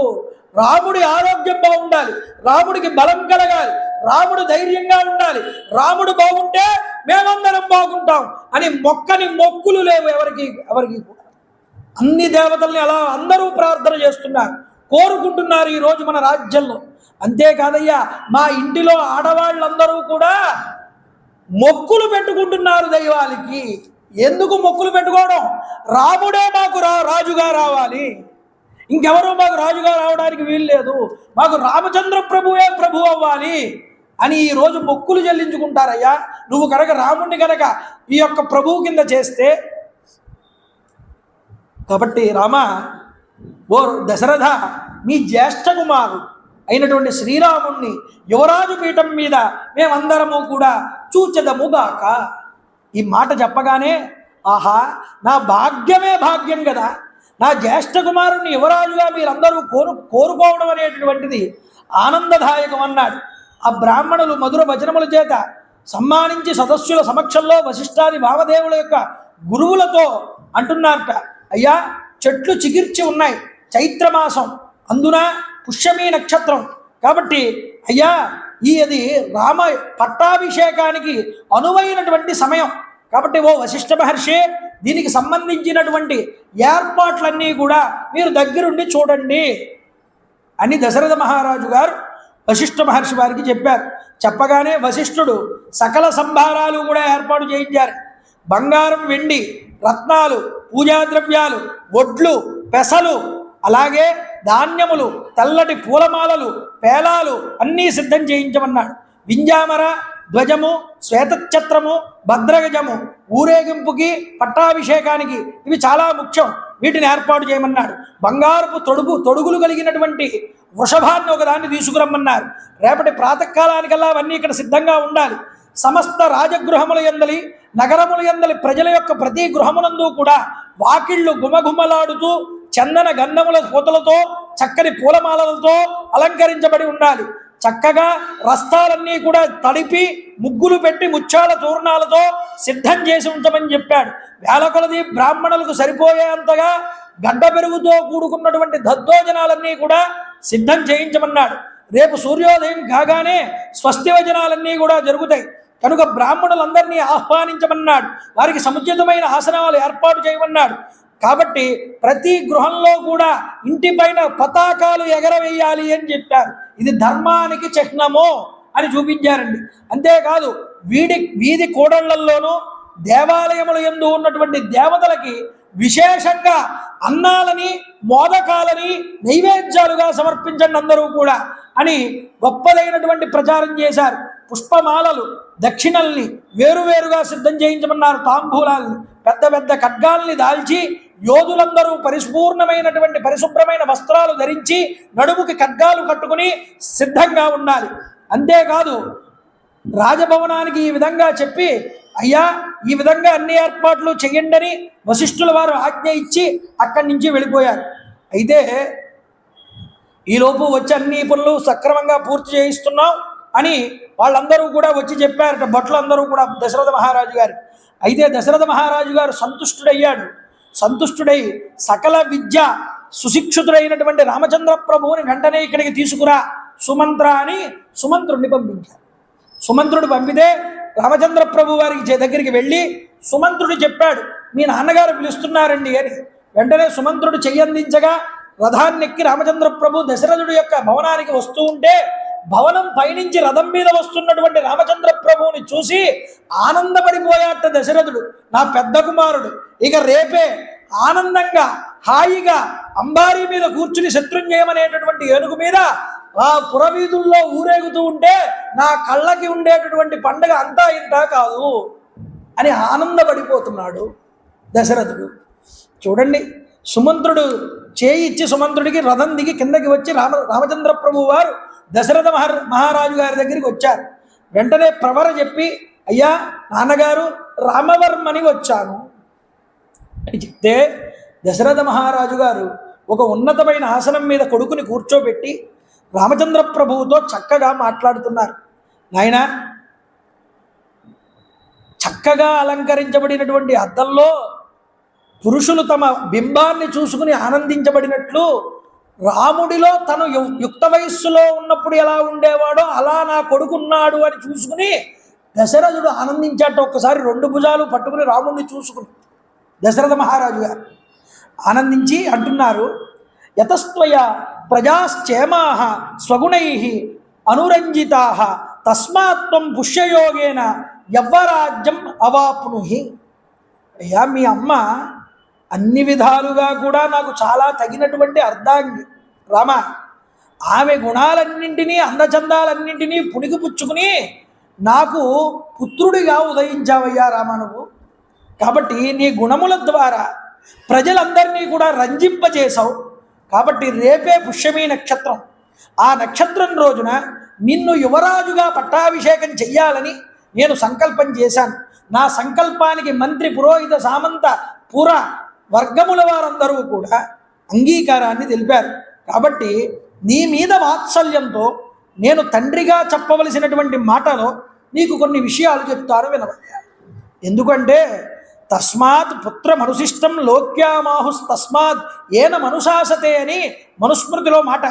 ఏమిటి అంటే కుమారుడి యొక్క హితాన్ని కోరి తండ్రి ఎప్పుడూ కూడా హితోపదేశం మంచి మాటలు చెప్తూనే ఉండాలి అని చెప్తున్నారు. కాబట్టి ఎప్పుడూ కుమారుడు ఎదురుకుండా తండ్రి పొగడకూడదు. వాడు ఎంత గొప్ప పని చేసినా ఇంకా మంచిగా ప్రవర్తన చేయరా అని చెప్తూ ఉండాలి. అందువల్ల ఏం చెప్తున్నాడు, భూయో వినయమాస్తాయ భవనిత్యం జితేంద్రియ. నాయన ఇంకా వినయాన్ని ప్రదర్శించు రామ. అంతేకాదు ఎల్లప్పుడూ ఇంద్రియ నిగ్రహాన్ని పొంది జితేంద్రియుడవై కామాన్ని కానీ క్రోధాన్ని కానీ దాన్ని దగ్గరికి రానివ్వకు. వాటి వల్ల వ్యసనాలు కలుగుతాయి. ఆ వ్యసనాలకు ఎప్పుడూ కూడా దూరంగా ఉండు. రాజు వ్యసనపరుడైతే రాజ్యం కుంటుపడుతుంది. అప్పుడు వ్యసనాలను దూరంగా ఉంచవయ్యా రామ. పరోక్షంగా నీ గూఢాచారులు ఎవరైతే ఉన్నారో వాళ్ళ ద్వారా ఎప్పటికప్పుడు రాజ్య విశేషాలను తెలుసుకుంటూ ఉండు.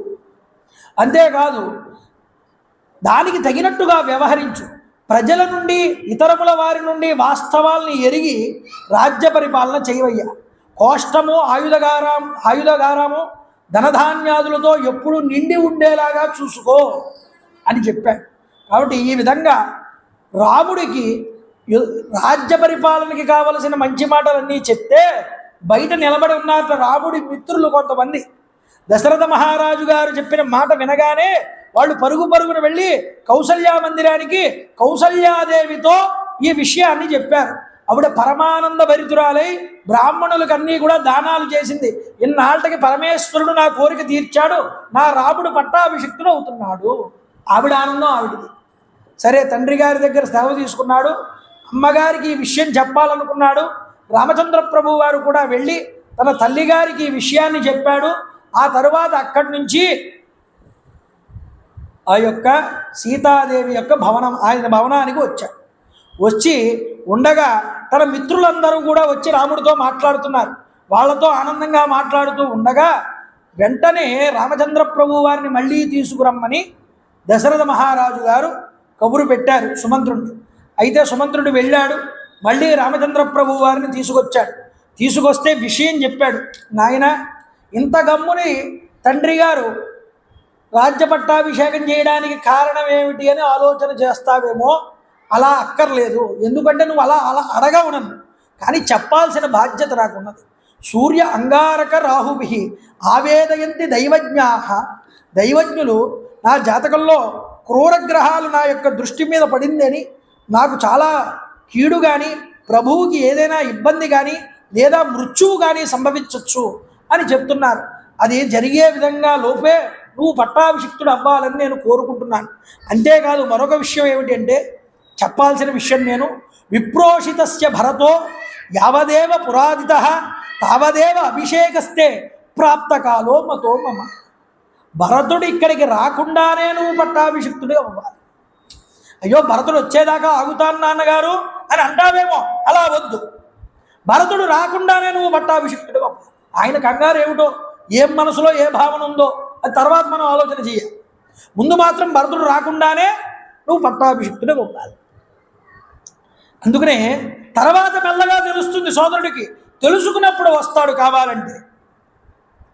ఎందుకంటే నీ అడుగు జాడల్లోనే నడిచేవాడు భరతుడు అన్న విషయం నాకు బాగా తెలుసయ్యా అని చెప్పాడు. రామ, సాధారణంగా మనుషుల యొక్క చిత్తములు ఈ రోజు ఉన్నట్లుగా రేపు ఉండవు. ఈరోజు బాగుందంటాడు, రేపు అన్న రోజున అదే నచ్చలేదంటాడు. కాబట్టి మనుషుల యొక్క చిత్తాలు ఒకలా ఉండవు. అందరి చిత్తాలు బాగున్నప్పుడే ఈ జరగాల్సిన మంచి కార్యక్రమం జరిగిపోవాలి. కాబట్టి నాయనా రామ, ఇక ఆలస్యం చేయకు, నువ్వు వెళ్ళు. వశిష్ఠ మహర్షి వారి నీ దగ్గరికి వచ్చి నీకు ఈ యొక్క రాజ్య పట్టాభిషేకానికి కావలసిన ఉపవాస దీక్ష ఏదైతే ఉన్నదో అది నీకు ఇస్తారు. ఆ విధంగా ఈరోజు బ్రహ్మచర్యాన్ని పాటించి రాత్రి ఆ విష్ణువుని ఆరాధన చేసి నువ్వు రేపొద్దున్న పట్టాభిషేకానికి సిద్ధంగా ఉండమన్నారు. ఈ విధంగా మొత్తం గ్రామం, కోసల దేశం అంతా కూడా రామ పట్టాభిషేక మహోత్సవంతో నిండిపోయిందిట. ప్రతి ఇల్లు కూడా అలంకరించబడింది. గొప్పగా పూల తోరణాలతో కట్టేశారు, జెండాలు ఎగరవేశారు. అందరూ కోలాహలంగా ఉన్నారు. రహదారులన్నీ కిక్కిరిసిపోయాయి. ప్రతి ఒక్కరి నోట కూడా రామచంద్ర ప్రభు వారి పట్టాభిషేక మహోత్సవం గురించే మాటలన్నీ కూడా మాట్లాడుకుంటున్నారండి. ఇలా ఉండగా వశిష్ఠుల వారు రావడం, రామచంద్ర ప్రభు వారికి ఆ దీక్షని ఇవ్వడం, ఉపవాస దీక్షని. రాముడు ఆ రోజు రాత్రంతా కూడా ఉపవాసం ఉండడం, తర్వాత రోజు విష్ణువుని పూజించడం, ఇదంతా కూడా జరిగింది. ఆ రోజు రాత్రి అందరూ ఉత్సాహంగా ఉంటూ ఉండగా అప్పుడు ఒక గొప్ప సంఘటన జరిగింది. ఏం జరిగింది అన్నది రేపు సాయంత్రం మళ్ళీ 6:30 ఈ సభా ప్రాంగణానికి వచ్చినప్పుడు మనం మాట్లాడుకుందాం. అంతటి రామ పట్టాభిషేక ఉత్సవ మహోత్సవ సందర్భం దగ్గర ఈ పురాణాన్ని ముగిస్తూ నేను చెప్తాను, మీరందరూ కూడా చెప్పండి. శ్రీరామ జయ రామ జయ జయ రామ, శ్రీరామ జయ రామ జయ జయ రామ, శ్రీరామ జయ రామ జయ జయ రామ, శ్రీరామ జయ రామ జయ జయ రామ, శ్రీరామ జయ రామ జయ జయ రామ. రామ రామాయ నమః, రామ రామాయ నమః, రామ రామాయ నమః, రామ రామాయ నమః, రామ రామాయ నమః. జయ హనుమాన్, శ్రీ హనుమాన్, జయ హనుమాన్, జయ జయ హనుమాన్. శ్రీ హనుమాన్, జయ హనుమాన్, జయ జయ హనుమాన్. శ్రీ హనుమాన్ జయ హనుమాన్ జయ జయ హనుమాన్. మంగళం గోసలేంద్రాయ మహనీయ గుణాత్మనే చక్రవర్తి తనూజాయ సర్వభౌమాయ మంగళం. ఉమా కాందాయ కాందాయ కామిదార్థప్రదాయినే శ్రీగిరీశాయ దేవాయ మల్లినాథాయ మంగళం. కాళే వర్షదు పర్జన్య పృథివీ సత్యశాలిని. జై గురుదేవ దత్త. జై శ్రీరామ్.